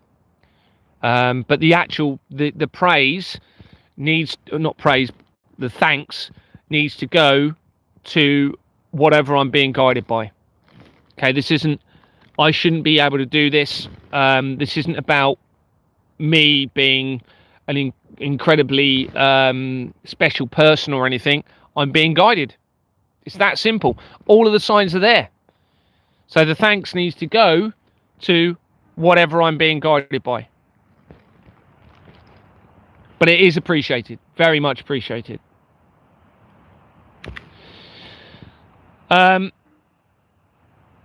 So when I spoke to Brian Harvey, and again, this appears to have been either deliberate because they know something about me, or it's just divine intervention. He told me lots of things, and one of the things he said is that he went to a tattoo hold on, let me get this right. Yeah, he went to a tattoo parlor and was talking to the tattooist, and there was a picture of the Cray twins on the wall. And the tattooist knew the Crays and took Brian Harvey to meet Reggie Cray. And this was in Dover in Kent. And he went and met Reggie Cray. And in that same place, according to Brian Harvey, was serial killer Peter Sutcliffe was in that same building. And Reggie Cray asked Brian to write a song about butterflies. Okay, so that gave a connection to the butterfly. Now, other evidence came from Brian Harvey, which is massive, all right, because that prompted me to research Peter Sutcliffe, and there's connections from Peter Sutcliffe in a huge way. Also, he gave evidence information in relation to the World Trade Center that became relevant, and also the Stone of Crone and Jerusalem, or Edinburgh potentially being the real Jerusalem. Now, some of what he said fits the agenda of the Albert Pike letter, potentially to try and create a one world government and control system to lead to the light of Lucifer, but also to the evidence that I've found since then to try and potentially create a new Jerusalem here in the United Kingdom, which I then started going down that route, saying, oh, I believe potentially, now it could be, but because Brian Harvey said it, and it is tying in, it seems, with the Albert Pike letter, then I need to be a little bit cautious about what some of the things that Brian's saying. However, he said about the butterfly. Now, it could well be that Jerusalem is really here, but in the UK. So anyway, we had that butterfly connection. So my late father was particularly interested in butterflies. Now, my father's company linked straight to Exbourne Manor. Straight to Exbourne Manor, and it was incorporated in, I think it was 2006, when I moved from Kent, away from my father, down to Dorset. I think it was created that year. Same companies as Exbourne Manor Freehold Limited. Okay, now I hadn't moved into Exbourne Manor Freehold Limited at that point. That was 2007 that I moved in. So the butterflies were very important to my dad. And I believe that stemmed from the movie, the Papillon movie, because he loved that movie, and I watched it several times when I was a child with him. And I remember him getting me to watch it. Papillon was released in 1973, same time as the movie Soylent Green, that is mentioned throughout the document and appears to be particularly relevant to me, for the reasons I've said. 1973 is the same year that the World Trade Center construction, as I've said, was completed, and the SWIFT international transaction system started to be used in the fraud. The research says that Papillon is a 1973 historical adventure drama prison film directed by Franklin J. Schaffner. The screenplay by Dalton Trubneau and Lorenzo Semple Jr. was based on the 1969 autobiography, The French Convict Henry Charry. The film stars Steve McQueen as Charry and Dustin Hoffman as Louis Degas. Because it was filmed at a remote location, the film was quite expensive for the time, costing $12 million, but it earned more than twice that in its first year of release. The film's title is French for butterfly, referring to Charry's tattoo and nickname. now it's becoming relevant, isn't it? I didn't notice that before. Remember, Brian Harvey in a tattoo shop leading to the butterfly, and now we have a tattoo of a butterfly in the movie of the 70s, 73. Now, where have I written that here? Because I hope I've written it in here. It must be in a minute. Company sales shows that Richard Kahn Solutions Limited was incorporated in November 2017. So this is the name of one of Jeffrey Epstein's associates. So this company was incorporated after the Pizzagate scandal and when Donald Trump was positioned. It has Richard Syed Amir Khan, born 1970, of an address of Lewin Road on its incorporation document. The Lewin link is now possibly relevant to me in the connections being made regarding Juliette Lewin, as shown elsewhere. Juliette Lewin is the lady claiming that her child was subjected to child abuse in the healthcare system and the social care system on the Isle of Wight. I now believe that that was very likely a deception to hide what I'm now exposing. Richard Syed Amir Khan is in the People record and connects Richard Khan Solutions Limited to 34 Lewin Road Residence Limited, that it was incorporated in November 2002 and connects immediately to the centralised criminal network and the main currency producer De La Rue by Waterloo's on its incorporation document.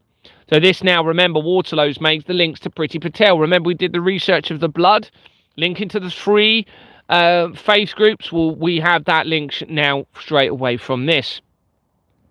Ishbel Fraser connects 34 Lewin Road Residence Limited to 11 companies, including Thomson Reuters companies, such as Thomson Reuters Professional UK Limited, that have been incorporated in 1982 and has a registered address of Canary Wharf, making the link to the leader of Qatar, the Israel attacks, the Manchester Arena bombing, the apparent crimes against children, and much more, as shown elsewhere. It connects immediately to the fraud by Allen and Overy in its incorporation document. Richard Owen Greener is in the People record. Now, here's the bit that blew my mind. Okay, so we've come in from the research of Jeffrey Epstein's associate. Richard Owen Greener is in the People record and was shown as already having been recently viewed during my research. All right, because it comes up as a different color when you've recently researched. The record connects to 69 companies. Now, sometimes what I'll do is I'll try and go into my already completed document and try and find a cross-reference into these names. And I did that with this name. And on attempting to cross-reference it in my document, which at the time was over 1,500 pages, at the time, one entry was released. And it was Richard Owen Fleischer, who had been the director of the Soylent Green movie from 1973. Nothing else in my document flagged up, only that. Now, that was because the name, remember, was Richard Owen Greener. And it's, remember, Soylent Green. Unbelievable. So let me just run that by you in case you don't understand what I'm saying. So we had this connection. I'd already written that part that I told you earlier, mentioning the Soylent Green movie. I'd already written that in the document before I got to this point. Then I researched the butterfly connection in to Jeffrey Epstein and his associate, and a Richard Owen Greener came up. I then typed that name into my document and it came up straight away with Soylent Green after I'd just written it. Out of everything in my document, it comes up with that. Unbelievable. And it came out the same year, remember, as Papillon, 1973. Now, I don't know. That cannot be a coincidence. It's unbelievable. And don't forget, Soylent Greener. Different surname, but Greener's on here. Soylent Green movie, first name, first middle name. That's what links to the director, Richard Owen, different surname, Fleischer, but it flagged up. It just blew me away. Anyway, referring back to the Ishbel Fraser They also connect to 34 Lewin Road Residents Limited to Centre for Medicines Research International Limited. So we have a link to Will Be vaccines that have been incorporated on the 4th of September 2001, a week before the World Trade Center disaster. It had been a criminal company, having been incorporated with the same companies as Expo Manor Freehold Limited. Stella Mary Donoghue connects Centre for Medicines Research International Limited to 34 companies, including various emerald companies, with emerald companies becoming relevant elsewhere in how it may relate to Ireland, Yorkshire, and fox hunting possibly being used to hide the hunting of children. Donoghue also connects to Crohn's and Colitis UK Limited, showing a further connection to the medical industry and the criminal system that is so important, and how it possibly relates to the blood of the children and organ harvesting as shown elsewhere. And then I'm going to wrap up soon, but I'm just going to finish with this bit of evidence. Let me come to the comments. I did say I'd stop every now and then, didn't I? Come to that. Sorry. Lucozade, a cure. Yeah. Let's just go back a little bit, look at some of these other comments. I agree, Stuart. I'm nearly 50, 30 years old. Yes, I have a joint when I'm my pen with my back. So I'm just looking for questions. Da Vinci Code director, Hans co-actress, Queen Lizard, and Corbus as... What does that say? My eyes are terrible. Da Vinci Code director, Hanks co-actress, Queen Lizard, and Abamus, all the same bloodline. Oh, that's interesting. Okay, let me just screenshot that.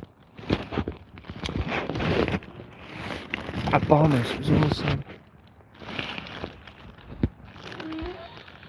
You guys drinking Lucozade are promoting Klaus Schwab, the bugs, and happy. I love butterflies as well. They're beautiful, aren't they? I mean, all animals are just incredible, aren't they? But, you know, butterflies are really quite special, aren't they, with the colours and the patterns.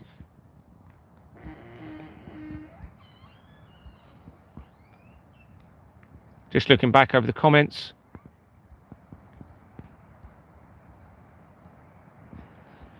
Yeah, someone's put the letter J was established in the 1600s, so after Jesus. Yeah, I've heard a lot of people say this, that Jesus couldn't have been the real name. I'm addicted to Lucozade. Papillon is a French word for butterfly. Yes, yeah, we did mention that. I think I mentioned that. Yeah, it's very relevant, the butterfly link here. Yes, it was the glass bottles, and only chemists used to sell it. Wow, I'd known that about Lucozade. No, I didn't know that about Lucozade, actually. Okay. So another comment. Wow, that's crazy. So it was classed as medicine. Okay, right, I'm going to go... I'm going to just finish this up, and then that'll be me done for now. I'll be ready for a snack, and then bed. And then I'm not too sure what I'm going to do tomorrow.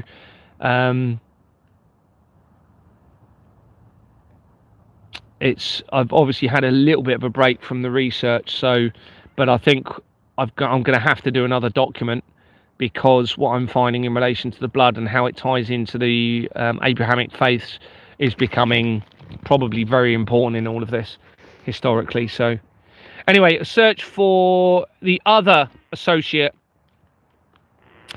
An internet search for Epstein's former lawyer reveals a Darren Indyke connected to Palator Law Group with a website appearing to have been created in 2025. This is interesting. So as I'm really escalating my exposure, they've created this website with his name on it after the fraud was being exposed, which suggests it could have been staged. It says, for more than 20 years, Mr. Indyke served as general counsel to family offices, serial entrepreneurs, investors, and other ultra high net worth clientele. Stakeholders seek his analysis and problem solving skills and rely upon him to ensure that their matters are handled with the utmost care and discretion. It's really annoying when you do the PDF, the pictures jump. So the pictures aren't all aligned where they were in my Word document, unfortunately, when you get it, but I've done my best. I can find no reference to Darren Indyke or Palator anywhere on Company's House, which is very, very unusual. Normally I can find some sort of connection. A search for Butterfly Trust this is critical. A search for Butterfly Trust reveals a Butterfly Trust charity having been registered in June 2002 and removed in May 2010. So May 2002 is obviously after the World Trade Center disaster. 2010 is the same year that CERN Limited was incorporated on Company's House. It then re-registered, okay, this is interesting, on the 22nd of May 2012, just over a month after Epstein appears to have held a meeting with CERN scientists and Stephen Hawking, and under 2 months before CERN claims to have discovered the God particle. Its previous name is shown as being the Hamilton Schreier Family Trust, and Howard Hamilton and Alexandra Hamilton are shown as trustees. Look where this leads. A search for Hamilton Schreier family reveals a similar name of Schuler, spelt almost identically, other than so one is SHRYER on the charity. The other one is SHUYLER. So 2 letters different. Look where this leads. The research shows that the Schuler family were a prominent Dutch family in New York and New Jersey in the 18th and 19th centuries, whose descendants played a critical role in the formation of the United States, especially New York City and northern New Jersey. Remember, this is coming in from the research of the Butterfly Trust, an actual charity called that, which is the same name as Jeffrey Epstein's link into the Morgan Grenfell accounts opened up around the time of his death.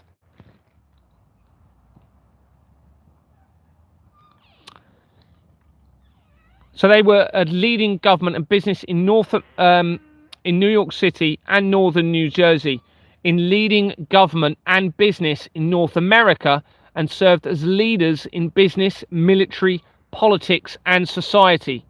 The other two most influential New York dynasties of the 18th and 19th centuries were the Livingston family and the Clinton family. Research shows the Livingston family of New York is a prominent family that migrated from Scotland to Dutch Republic. So again, remember, we have a link from the Reformation, Scotland, and the Freemasons to Dutch, to the Dutch Republic and to America via these connections now. Now, Dutch, I believe it's Dutch, I could be wrong, and I'd have to look at it. It links to the evidence of the Ninth Circle and the royal family and the hunting of children via the Ninth Circle organisation. And then that links back into my dream, which leads to this control panel of the CERN, of the Large Hadron Collider itself, via a company called Keller, via my dream. Now that dream is critical. Now that they've either entered my mind and put that dream there, and then affected what I did the next day, and staged the information on my device and where it would lead, or we're talking divine intervention. I mean, it was just unreal, that dream, and where it led to, and how it made links to my family again, and into the evidence coming from Vanessa. Anyway, I'll get back to, because you're gonna see how relevant this becomes in all of this. So we have this Scottish link via the family, and then to the province of New York they moved in the 17th century. Descended from the fourth Lord Livingston. Its members included signers of the United States Declaration of Independence, which we've already mentioned, not long after the Illuminati was formed, which links to the Albert Pike letter. Remember Albert Pike, Mazzini? Mazzini was the head of the Illuminati for the Vatican, the infiltration of the Vatican, tying in back in with the blood of the children. and everything I'm talking about. And then the Three World War deception. Members included, where are we with this Constitution? With the Declaration of the Independence being important in the research shown elsewhere. Several members were Lords of Livingston Manor and Claremont Manor, located along the Hudson River in the 18th century, century eastern New York. New York was named after York in England, which is very important in the research, and how it, as I keep saying, appears to relate to the fox hunting and its possible association to crimes against children. In relation to the Clinton family mentioned, research shows George Clinton from 1739 to 1812 was an American soldier, statesman, and a prominent Democratic Republican in the formative years of the United States. Clinton served as the fourth vice president during the second term of Thomas Jefferson's presidency and the first term of James Madison's presidency from 1805 until his death in 1812. He also served as the first governor of New York from 1777 to 1795 and again from 1801 to 1804. His tenure makes him the second longest serving governor in US history. Clinton was the first vice president to die in office and the first of two to hold office under two consecutive presidents. Initial research suggests there is no bloodline connections to the current Clintons implicated in the international fraud and apparent crimes against children and George Clinton. It's possible this information is being hidden. Ancestry and other genealogy companies are compromised by the centralized criminal system and are very possibly and likely, I suspect, being created deliberately and specifically to hide such connections and facilitate the world domination by imposters. Referring back to the Schuler family, their ancestry and ties were factors in several major American families. Remember, this is coming in from the Butterfly Trust, which links to Jeffrey Epstein.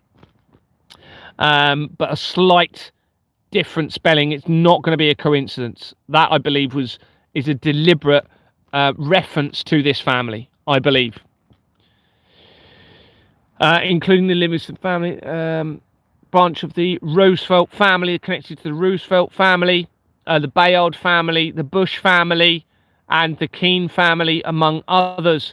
Descendants also exist in some noble families in the United Kingdom, including the Gage family, the Kennedy family, the Bertie family, and the Fitzroy family, among others. The research shows that on the 25th of March 2020, members of the Schuler family formed the Schuler Family Association, with a founding governing board including Charles Nusha, the chair, and Catherine Rossman. The association periodically publishes items of interest to the family in a newsletter called Kindred. There appears to be very little information on Charles with his surname or the Schuler Family Association, that organisation. A search for Schuler Family Association Company's House through Google reveals Schuler Limited, the same surname, having been incorporated on the 24th of April 2012, 5 days after the apparent meeting with Jeffrey Epstein and CERN scientists. That's not going to be a coincidence. That is not going to be a coincidence. It dissolved on the 8th of December 2020, the month after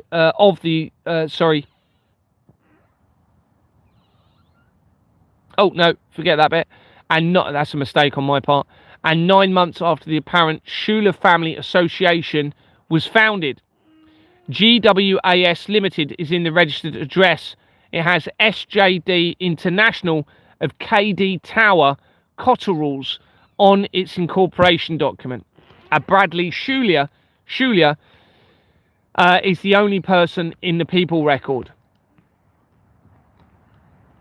A separate search shows its International Umbrella Limited, having been incorporated as SJD International. Remember, SJD was on that last document linking to Schuler. And that was in May 2011. It was incorporated between the Christchurch earthquake and Jimmy Savile's death.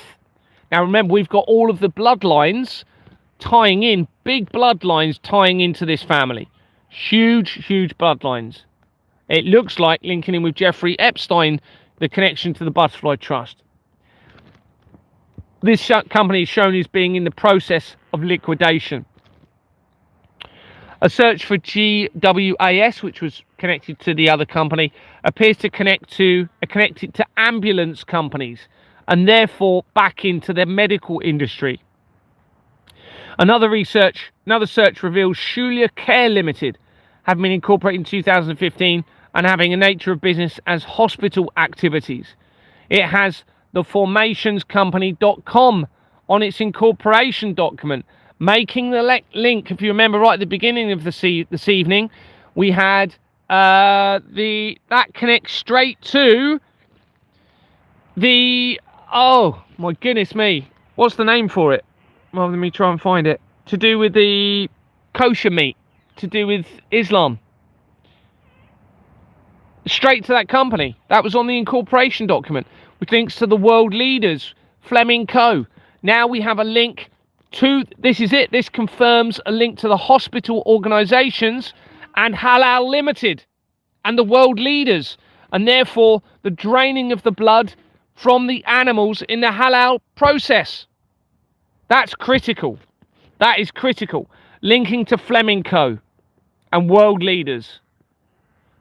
So this supports what I'm saying about the transfusion of the blood and them using the blood from the sacrificed animals into people's bodies, which would explain the people dying as a result of that transfusion, that blood infection scandal.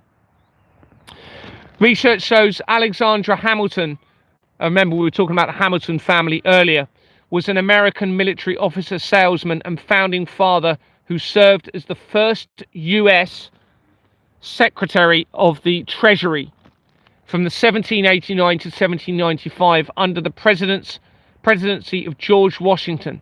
He also founded America's first political party. All right, and this is critical because this links into the fake democratic situation they set up in place when they was fomenting the governments. I think it's always been a lie.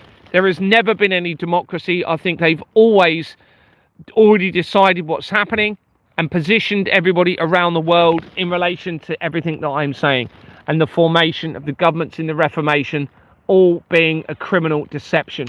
The first political party now is connecting in, it seems, to the Butterfly Trust, which I believe is going to be linking in with, which links into the research of Jeffrey Epstein. I think my voice is starting to go.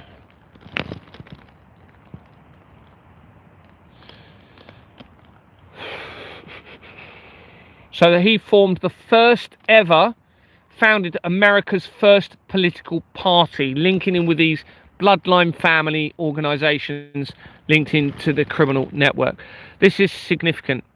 After the Revolutionary War, Hamilton served as a delegate from New York to the Congress of the Confederation of the Philadelphia. Hamilton resigned to practice law and founded the Bank of New York in 1784. Research shows the Bank of New York Mellon Corporation, commonly known as BNY, or by its prior brand name BNY Mellon, is an American international financial services company headquartered in New York City. It was established in its current form in July 2007 by the merger of the Bank of New York and Mellon Financial Corporation.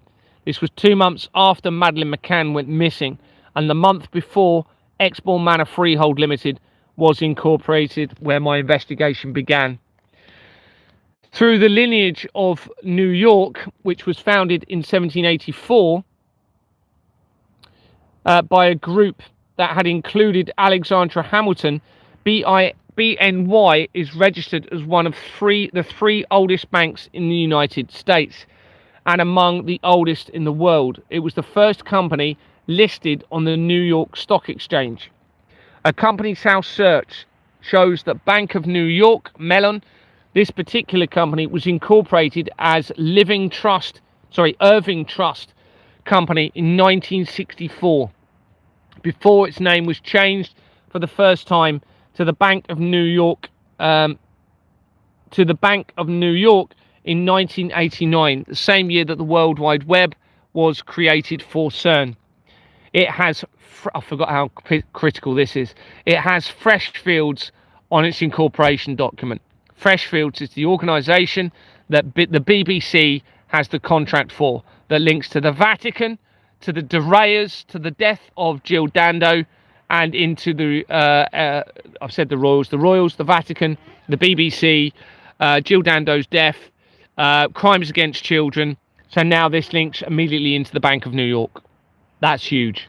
Freshfields is on its incorporation document. Remember, Freshfields is the solicitor that it has the contract for the BBC. Referring back to Hamilton, he successfully argued that the implied powers of the US Constitution provided the legal basis to create the first bank of the United States. And I think this was all set up right back then, and going back further, they were setting this up around the blood of the children. All right, I believe that's where this is all stemmed from now. And assume the state's war debts. Let me just read that bit again.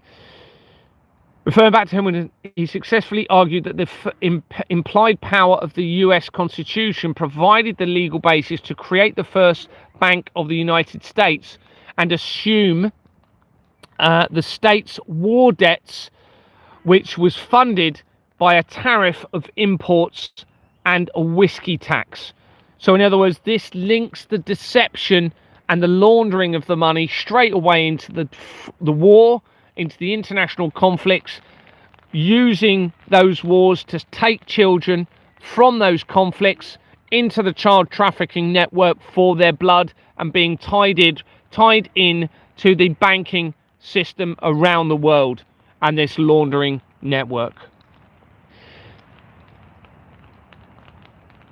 Hamilton was born on the 11th of January the 11th, 1755 in Charlestown, the capital of Nevis, in the British Leeward Islands that are part of the British Virgin Islands, and is where he spent his childhood.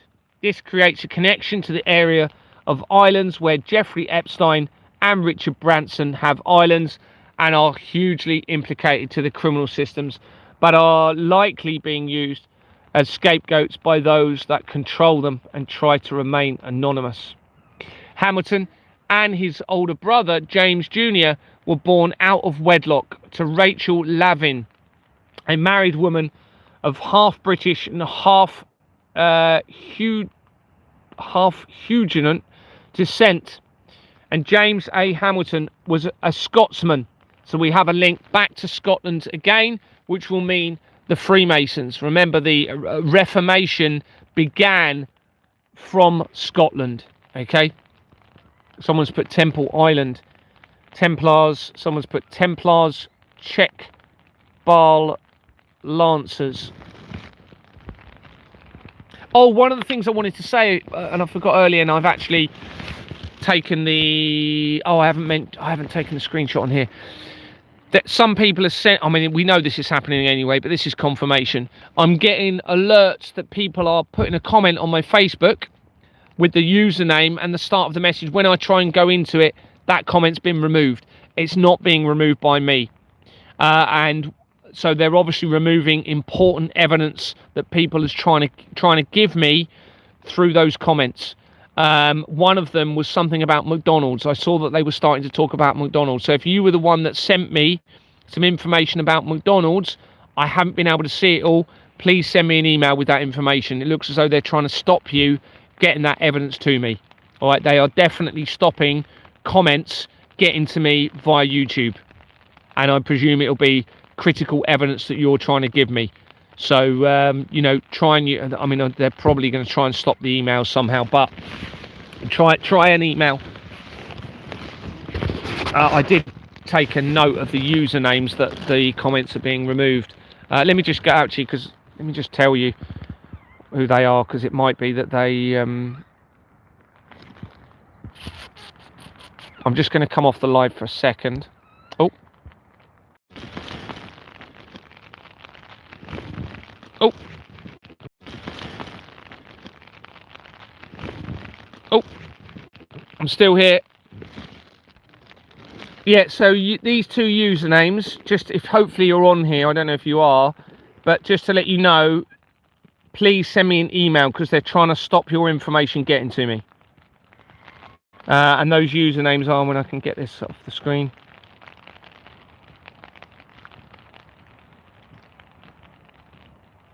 Oh, sugar.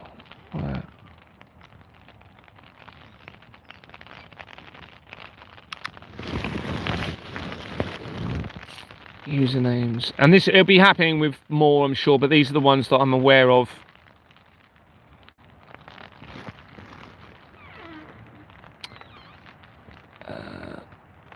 That one, wasn't it? Kenneth Stevens.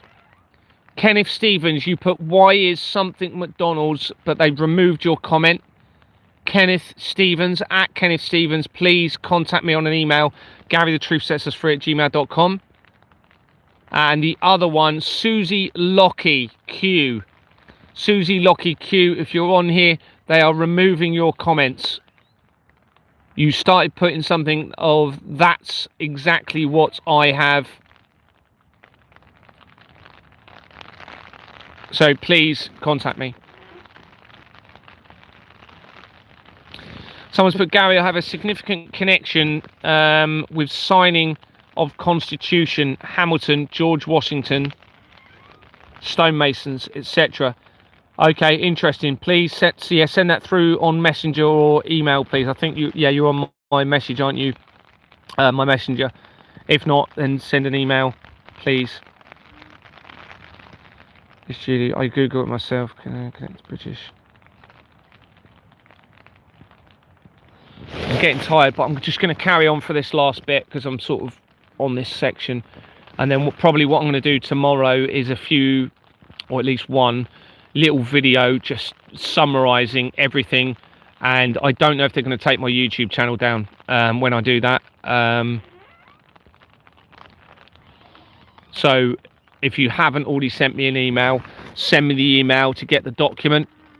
And then what I'll do is I'll send out the document first, then do the videos, and hope they don't remove the YouTube channel.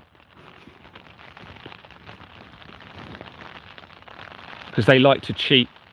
They're cheaters, criminals, deceivers.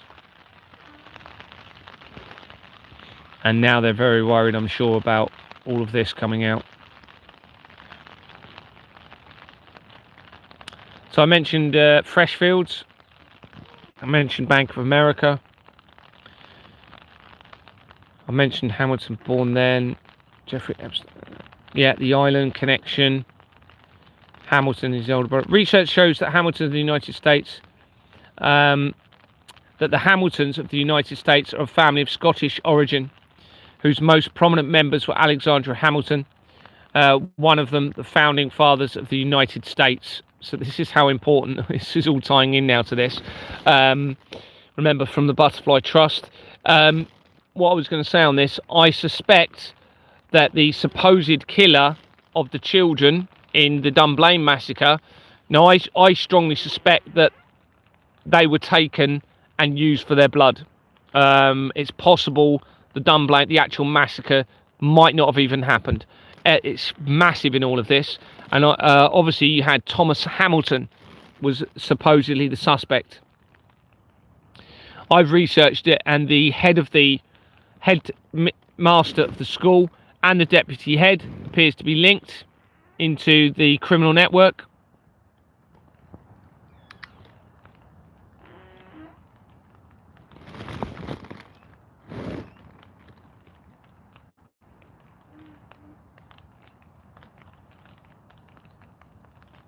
One of the founding fathers, yeah.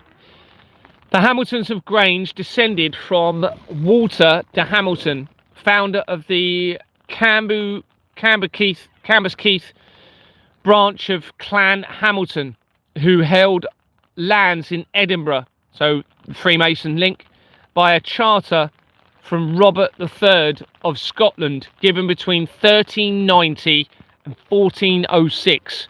Right, so this is how far back this is all now going. You had the Reformation was from the, that was from the 30, yeah, that's the Reformation time from Scotland. That is the Reformation, 1300s.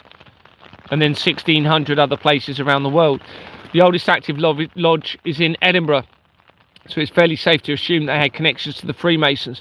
Research shows that the United Grand Lodge of England is the governing Masonic lodge for the majority of Freemasons in England, Wales and the Commonwealth of Nations, claiming descent from the Masons. Grand Lodge formed in 1717 as the Goose and Gideon Tavern in London. It is considered to be the oldest Masonic Grand Lodge in the world, together with the Grand Lodge of Scotland and the Grand Lodge of Ireland. An Ugle Company, UGLE, the United Grand Lodge, has been connected to the main areas of the fraud, to Jimmy Savile, my family, immediately via my brother-in-law's family, and apparent blood of tortured children. The Dunblane Massacre, as I've said, is significantly important, and Thomas Hamilton, I've already mentioned. Oh, why has my torch gone out?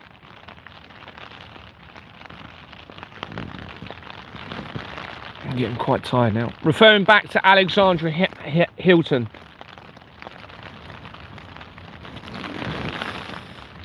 His maternal grandmother was John Fauchetti, a French Huguenot painter and medical doctor born in the Saint-Georges province of France.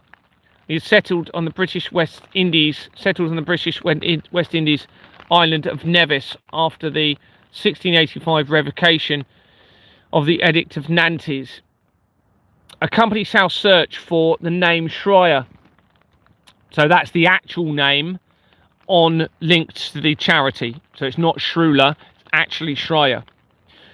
Shown on the Butterfly Trust reveals a Sam Schreier connected to Masorti Judaism that had been incorporated as the Assembly of Masorti Synagogues in 2006, the year that I moved from Kent to Dorset and when the Da Vinci Code movie was released. Its name was changed on the 20th of September 2012, and it has S.J. Berwin and 10 Queen Street Place used throughout the fraud on its incorporation document. I'm going to leave it at that. Oh, I've just come to some really important evidence here. How many people we've got on here? 142. Well, I'll just go for this little bit because this is massive. So the research of Jake and Dino Chapman, which is the next subject on my document, and thank you to the person that suggested I research it because it's mind-blowing. This is just critical evidence. So that was in early 2006. Someone suggested I research them. Jake Chapman.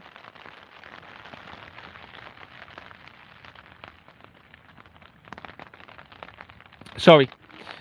Lakavos Jake Chapman and Konstantinos Dino Chapman are British visual artists previously known as the Chapman Brothers.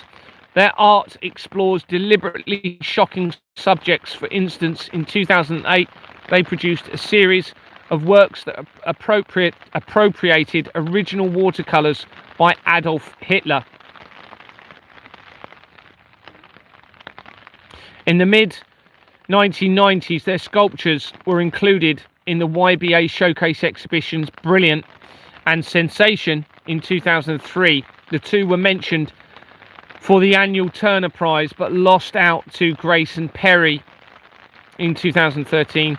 Their painting One Day You Will No Longer Be Loved, the three, was the subject of Darren Brown's Channel 4. I missed this. Darren Brown So that was the subject of Darren Brown's Channel 4 special, The Great Art Robbery. Well, Darren Brown is critical to the evidence and the falsified apocalypse deception. He links into the Reform Party, into the police, into major areas of this. In 2022, reading on, with the announcement of Jake Chapman's solo show, Me, Myself and I, it was disclosed that the Chapman brothers had ended their professional association. This is as I was exposing the fraud. Jake Chapman was born in Cheltenham, which is the same county as my brother-in-law, and Dinos Chapman in London. Their father was an English art teacher and their mother an Orthodox Greek Cypriot. Hence Jake, an anglicised diminutive of the Orthodox Lakavos, and Dinos, a typical diminutive of the Orthodox Konstantinos.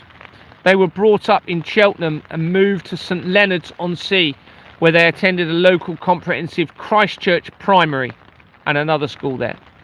They began their own collaboration in 1991, an important year in the fraud, and when the David Icke came out and said the world would be devastated by earthquakes and tsunamis linked to the intelligence agencies. The brothers have often made pieces with plastic models or fiberglass mannequins of people. An early piece consisted of 83 scenes of torture and disfigurement, derivative of those recorded by Francesco Goya in his series of etchings, The Disasters of War, a work they later returned to, rendered into small three-dimensional plastic models. Oh, thank you, Justine. No worries, thank you for coming. I'm surprised I'm still on. I've been nearly 4 hours on here now, talking about the Chapman brothers, and you'll hear how this becomes very relevant in everything. Their 1995 mannequin, Two-Faced CUNT, was of a naked young girl with two heads joined by a vagina, which sold for £91,000 in 2011. The Chapman brothers continued with FUCK Face, a series of mannequins of children, sometimes fused together with genitalia in place of facial features.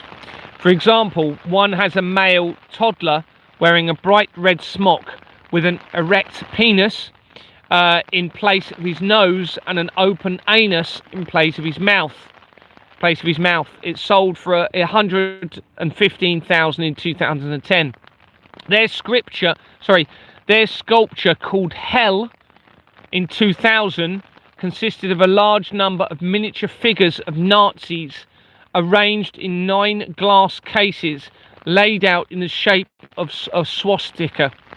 In 2003, with a series of works named Insult to Injury, they altered a set of Goya's etchings by adding funny faces.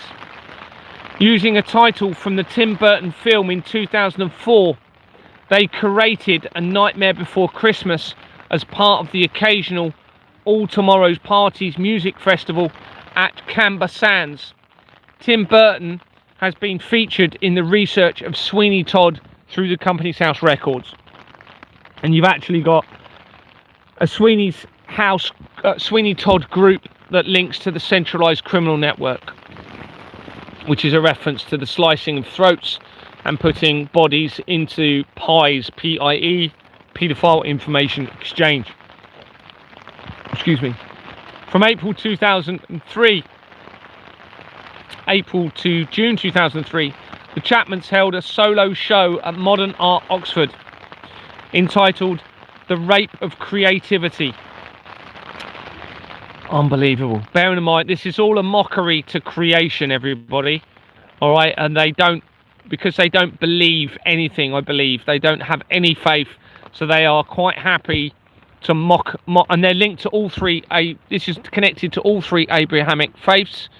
A complete and utter mockery to us, to humanity, to life itself, to children, to innocence, to moral conscience, and they are completely lost, and they have no faith, and they are trying to live forever, it seems, using the blood of the children. The Chapmans held a I've mentioned that bit.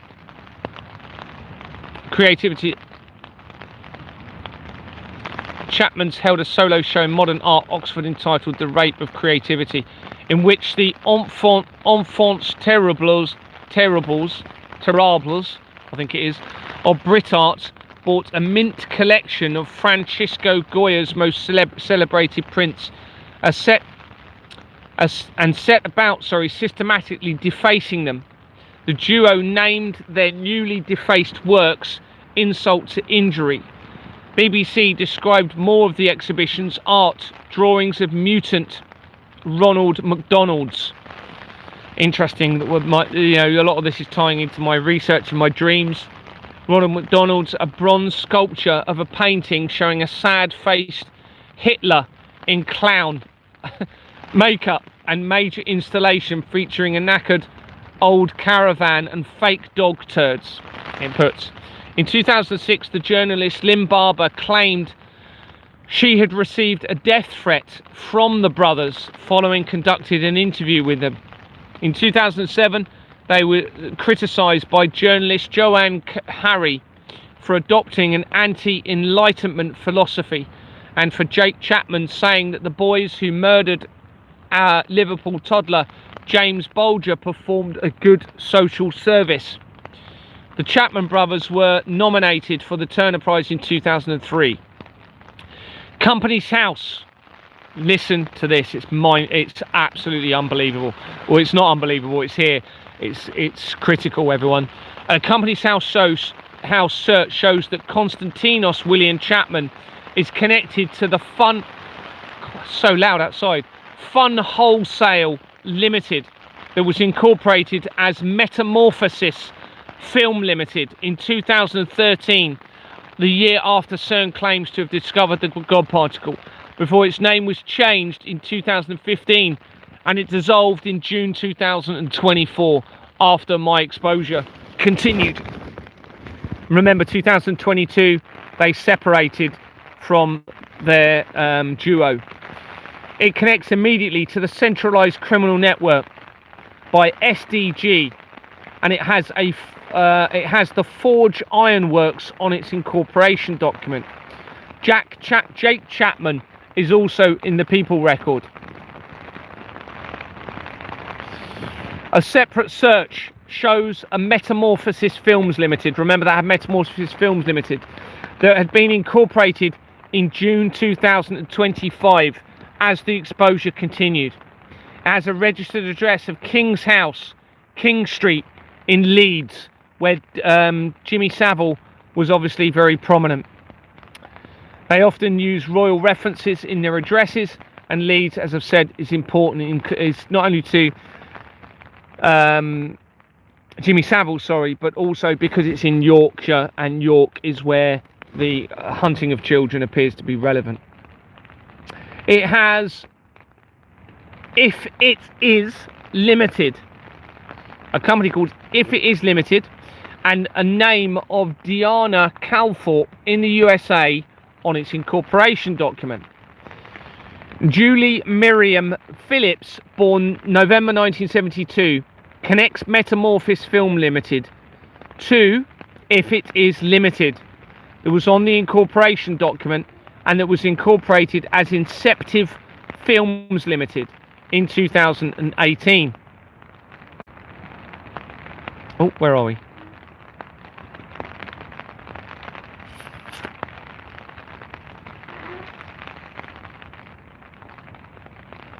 Before its name was changed in December 2024, as I continued the exposure. It has an address of the stables, suggesting a possible connection to horses and therefore the bloodstock trade and the fox hunting, with both now becoming important in how they may relate to the crimes against children. Nicole Andrea Finman connects this company, If It Is Limited, to 27 companies, including 11th Hour Films, in brackets New Blood Limited.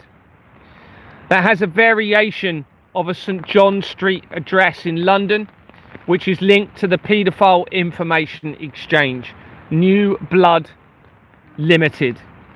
Well, the full name of that company was 11th Hour Films, in brackets, New Blood Limited. Interesting. 11th hour, doomsday clock. Midnight would be doomsday. 11th hour, new blood. Just thought about that. I didn't realise the relevance of that. Connects to the Paedophile Information Exchange and the research of the World Trade Center disaster, and company registrations online limited is on its incorporation document. Company registrations online is shown throughout the research of the centralised criminal network. It connects immediately to Exbourne Manor via Owens and Porter, who was the management company for Exbourne Manor when I started my inquiries. Jimmy Savile's property is therefore connected directly to them because they manage that property where he had a flat.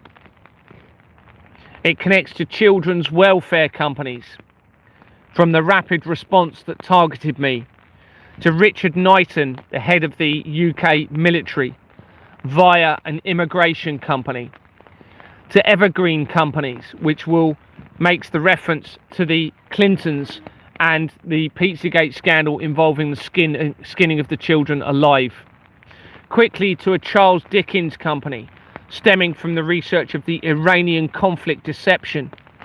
Quickly to Tommy Robinson via the English Defence League. To Ridley Scott of Hollywood, in Hollywood, which makes connections to my mother's employer.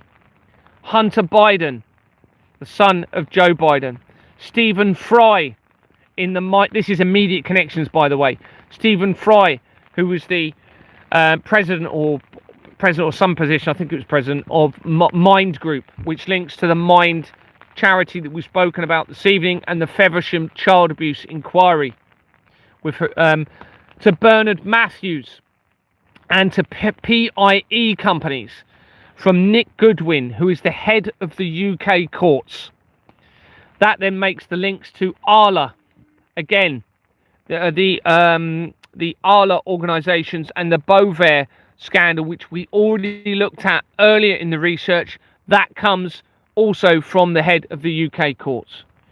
And also this company, because this is all coming from the company registrations online, which links straight to Exbourne Manor, connects all of these areas of research. It also links to Ellen DeGeneres.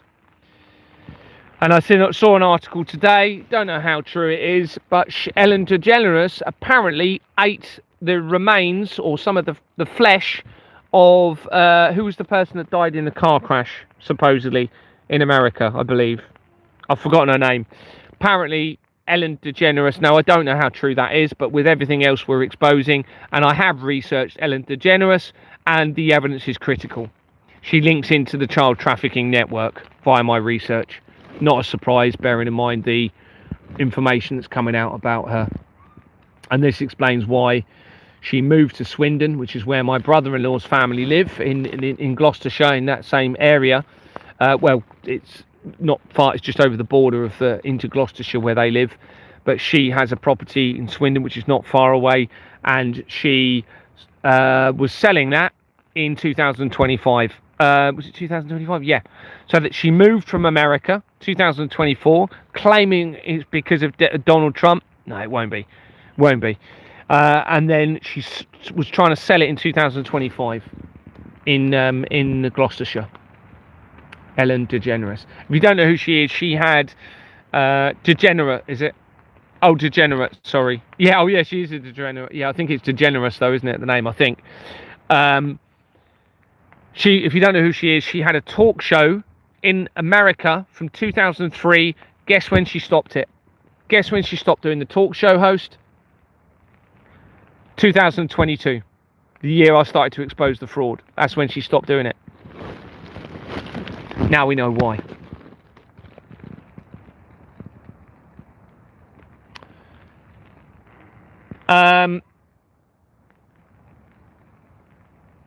A Companies House search shows that Jake Chapman is connected to 8 companies. So now we're doing a separate search on Jake Chapman alone. 8 companies, including Heimlich Productions. Bearing in mind you had the Hitler connection earlier. That was incorporated in November 2019, the month before the COVID outbreak. It has Clay Limited on its incorporation document. And Clay Limited appears to have been removed from the register, but Clay GBP Limited is shown in the research from Sweeney Todd. Remember, and Sweeney Todd links to the Vatican and the BBC and the Durayas and the crimes against the children. Chapman also connects to Moras Productions Limited. It was incorporated in 2024 and dissolved in 2025 as the exposure continued. Richard Wadhams is shown on the incorporation document. Colin Michael Vane connects Moras Productions to 21 companies, including Elite Ward Limited. Elite Ward Limited. And this is so critical, this next bit, okay? So bearing in mind, we are right by Jake Chapman, who was involved in sculptures looking like the torture of children, linking in with McDonald's, linking in with Hitler, everything I've been telling you about, okay? Links to Miramax Films UK Limited, that was incorporated in December 1997, 4 months after Princess Diana's apparent death and 2 months after the death of the founder of the Church of Satan. It has Lovell White Durrant, Sargent's Inn, and the Don Valley Engineering Company on its incorporation document. Harvey and Robert Weinstein are in the people record for this company, but no other companies are connected to the record for them. Nigel Anthony Cook is shown in the people record and connects Miramax Films UK Limited to 81 companies, including Disney companies, okay, and other large entertainment companies that make major connections to the criminal network and the apparent infiltration of the royal family. This is exactly the same name record featured in the research from a scandal mentioning Richard Branson, Russell Solicitors, and J.K. Rowling. And I suspect Cook, this Cook name, is an alias for the Fleming's friend and the accountant that works for Carter and Coley for Exbourne Manor. I suspect this is also the same person as Ian Anthony Cook, connected to the Matrix Trust and Lee & Thompson LLP, that I believe relates to the Craze family, Craze associates, the Craze family, their associates, and Thompsons from the research of the seemingly false King Charles. And Anthony Richard Cook, that connects the National Association of Round Tables of Great Britain and Ireland, friends of the Flemings and the accountants. I've mentioned that twice, haven't I? Oh no, did I mention it? Oh yeah, I mentioned it previously on this. I've put it twice there, but never mind. Carter and Coley quickly found also the former MP for the location. It connects to. Hold on, let's read that bit again. Investigation began. Carter and Coley linking quickly to my wife's family, the former MP for the location of Exbourne Manor, and Jimmy Savile's linked property nearby, and quickly to MPS Limited, that I suspect is used to launder money through the Metropolitan Police Service, MPS. Vane also connects to the Weinstein Company UK Limited, that was incorporated in 2005 and dissolved in September 2019 on the lead up to the COVID deception, has a registered address of a variation of Queen Victoria Street, London, used throughout the fraud, and it has Olswang on its incorporation document, making links to Donald Trump, Jimmy Savile, the Royals, and major areas of the fraud. So this is now, think about how important this is. You come in from these sculpturists with the torture, critical controversial sculptures. We've now got a link to Weinstein, which means there's a link to Jeffrey Epstein, because research states Harvey Weinstein was born in 1952, is an American former film producer and convicted sex offender. In 1979, Weinstein and his brother Bob co-founded the entertainment company Miramax, which we've just mentioned, which produced several successful independent films, including Sex, Lies and Videotapes. In 1989, the year that the World Wide Web was created for CERN, The Crying Game, which involved a transgender in there, and the transgender movement is a big part of this. That was in 1992, which is when the Catholic Church became a legal entity. Pulp Fiction, Heavenly Creatures, Flirting with Disaster, The Shakespeare in Love. Weinstein won an Academy Award for producing Shakespeare in Love, and also won 7 Tony Awards for plays and musicals, including The Producers, Billy Elliot the Musical, and August Osage County. After leaving Miramax, Weinstein and his brother Bob founded the Weinstein Company, a mini major film studio. He was co-chairman alongside of Bob. I can't speak, I'm tired, but I'm going to carry on. I'm just going to finish. I keep saying I'm going to finish, but we'll finish it. Old Swang Directors 1 Limited is in the people record for the Weinstein Company UK Limited and connects to 508 companies. This is so important. Right, hopefully you've been listening, because this now is so important, because it connects to 500 I was going to repeat that, but I won't. 508 companies, including Warner Chappell Productions Music Limited. And Warner Chappell Productions Music Limited already connects to Happy Harry Holdings Limited, and links directly to Ingenious Film Partners 2 LLP, that is shown on page 40 of the incorporation document of the Royal Foundation of the Prince and Princess of Wales, that connects most areas of the fraud to my upbringing. So what you now have is a direct link to the Weinsteins and Prince Harry and Jeffrey Epstein, and the incorporation document for the Royal Foundation of the Prince and Princess of Wales. This then is supported, and I might have gone into said it, no I haven't. This all makes the connections massive now, and it's fairly obvious from this evidence that Prince Harry wore the skin of Madeleine McCann in his shoes around the time of Jeffrey Epstein's arrest.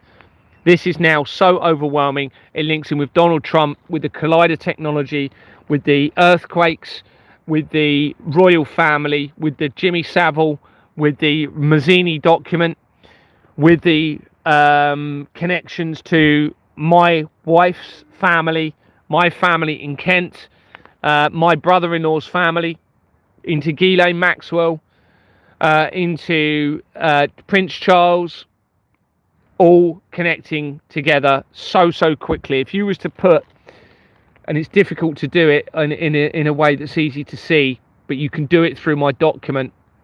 You have this particular point in the document, in the areas of the research, where it all focuses in on one point, making this connection to all of them, all of this.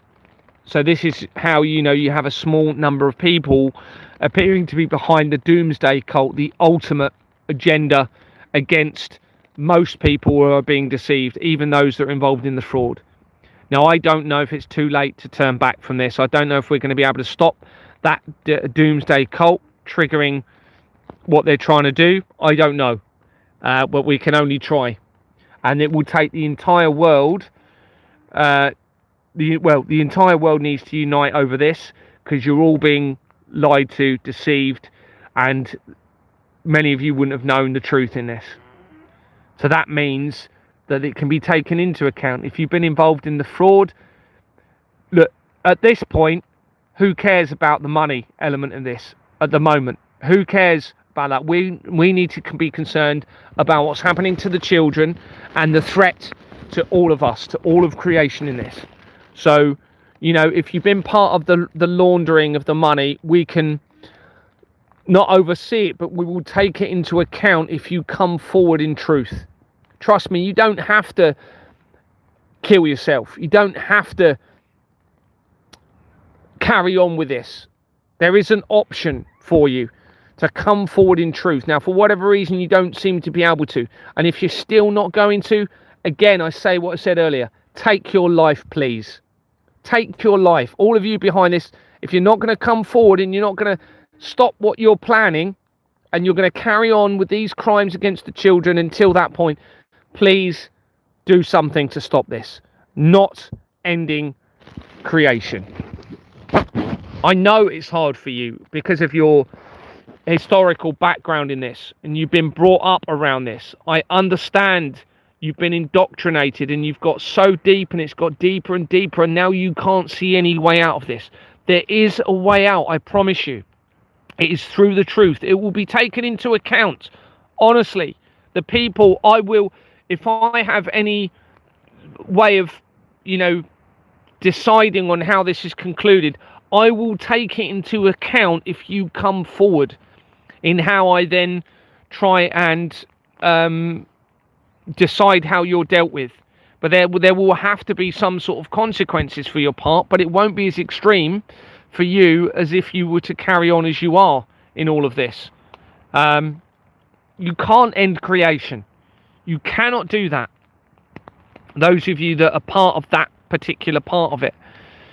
Now, most of you don't know about that agenda. Most of you think you're going to be given a new world, you're taking over, all right, within the Albert Pike letter, that you're going to be given loads of land and you're going to have authority. The evidence suggests that's not the case. They're going to take your lives as well. They are going to end everything. So those of you that have been made these promises, you need to come forward in truth. It's the only way, or you need to take your lives, because this cannot be allowed to happen.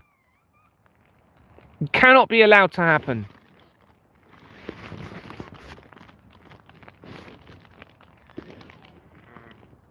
I'm going to leave it at that because I'm really tired, to be honest with you. And thank you for listening to me. Really appreciate it. I've been on for four hours. Tomorrow I'm going to do some little videos, but before that I'll send out the emails. So please send me the emails if you haven't already done so. GaryTheTruthSetsUsFree@gmail.com. That's Gary, just one R. Someone's put the police won't do anything. Yeah, the police. I've submitted over 40 reference police reports now. They're completely ignoring all of the police reports. They're completely all ignoring them, and they're actually involved in this now, trying to target me financially. This is the police. They're linked to a doomsday cult. Now, I suspect those people targeting me in the police don't even know about the agenda. I suspect they don't even know about the ultimate agenda. Okay? They need to listen to me. If you don't believe me, take the time to look into the document. Go into the document, search it.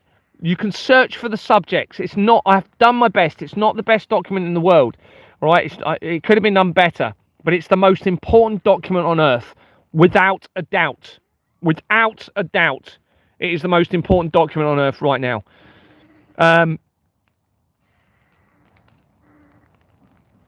There's something I was going to say. I can't remember. My brain's going. I need a rest and I need some food. So thank you so much, everyone. Yeah, my email address is GaryTheTruthSetsUsFree@gmail.com. That's GaryTheTruthSetsUsFree@gmail.com. Or Gary Time for Freedom, not for Gary for Freedom, which is what I was saying yesterday. It's Gary Time for Freedom @proton.me. If you haven't already sent me an email, please do so. You need to get this document. You need to put it absolutely everywhere, and you need to form groups, and you need to start making citizens arrest of the solicitors. Okay, everything else will fall into place. I promise you. I promise you. You just need to overcome the fear and start making the arrests. Okay, it's gonna end it. All right, there's a reason I've got this evidence. Let's face it. It's not going to be for no reason, is it? It's not going to be for them to succeed. It's not going to be for the children to carry on being their lives being taken. And it's not going to be to destroy the church. I'm not going to be part of destroying an organization that says love thy neighbor, because I 100% believe that is what this is all about. If we treated everybody how we wanted to be treated in a rational state of mind, we wouldn't even been in this situation. We've all deviated from that at some point through the irrationality, but that is the system they put in place. It's a system they put in place to try and remove the moral conscience from humanity, to lead us into the falsified prophecy. Those at the very head of this, all right, a very select, I think a very small number of people are part of the actual end of creation element in this. So yeah, I'm just reading your comments. We have to be the voices for those children. 100%. Even if there's a slight chance that these children are suffering, we have to be willing to make a sacrifice and take a chance with ourselves to save these children. We must. Someone's put, I can't get to Bournemouth. There's, solicitors are everywhere, obviously. You've probably been having a conversation with someone, so forgive me if you have. Anyway, I'm going to go. All right, I'm really tired. Thank you so much, everyone. Lots of love to you all. Stay strong. Please don't let this get to you to the point where you can't function. You don't need to. This is an incredibly positive and enlightening time, because I honestly believe we are on the verge of creating heaven on earth. I think we are very, very close to doing that. So please stay positive. Don't have any fear, and ensure that you do the right thing moving forward. That's what's important. Thank you very much, everyone. Take care, and thanks for listening. Bye.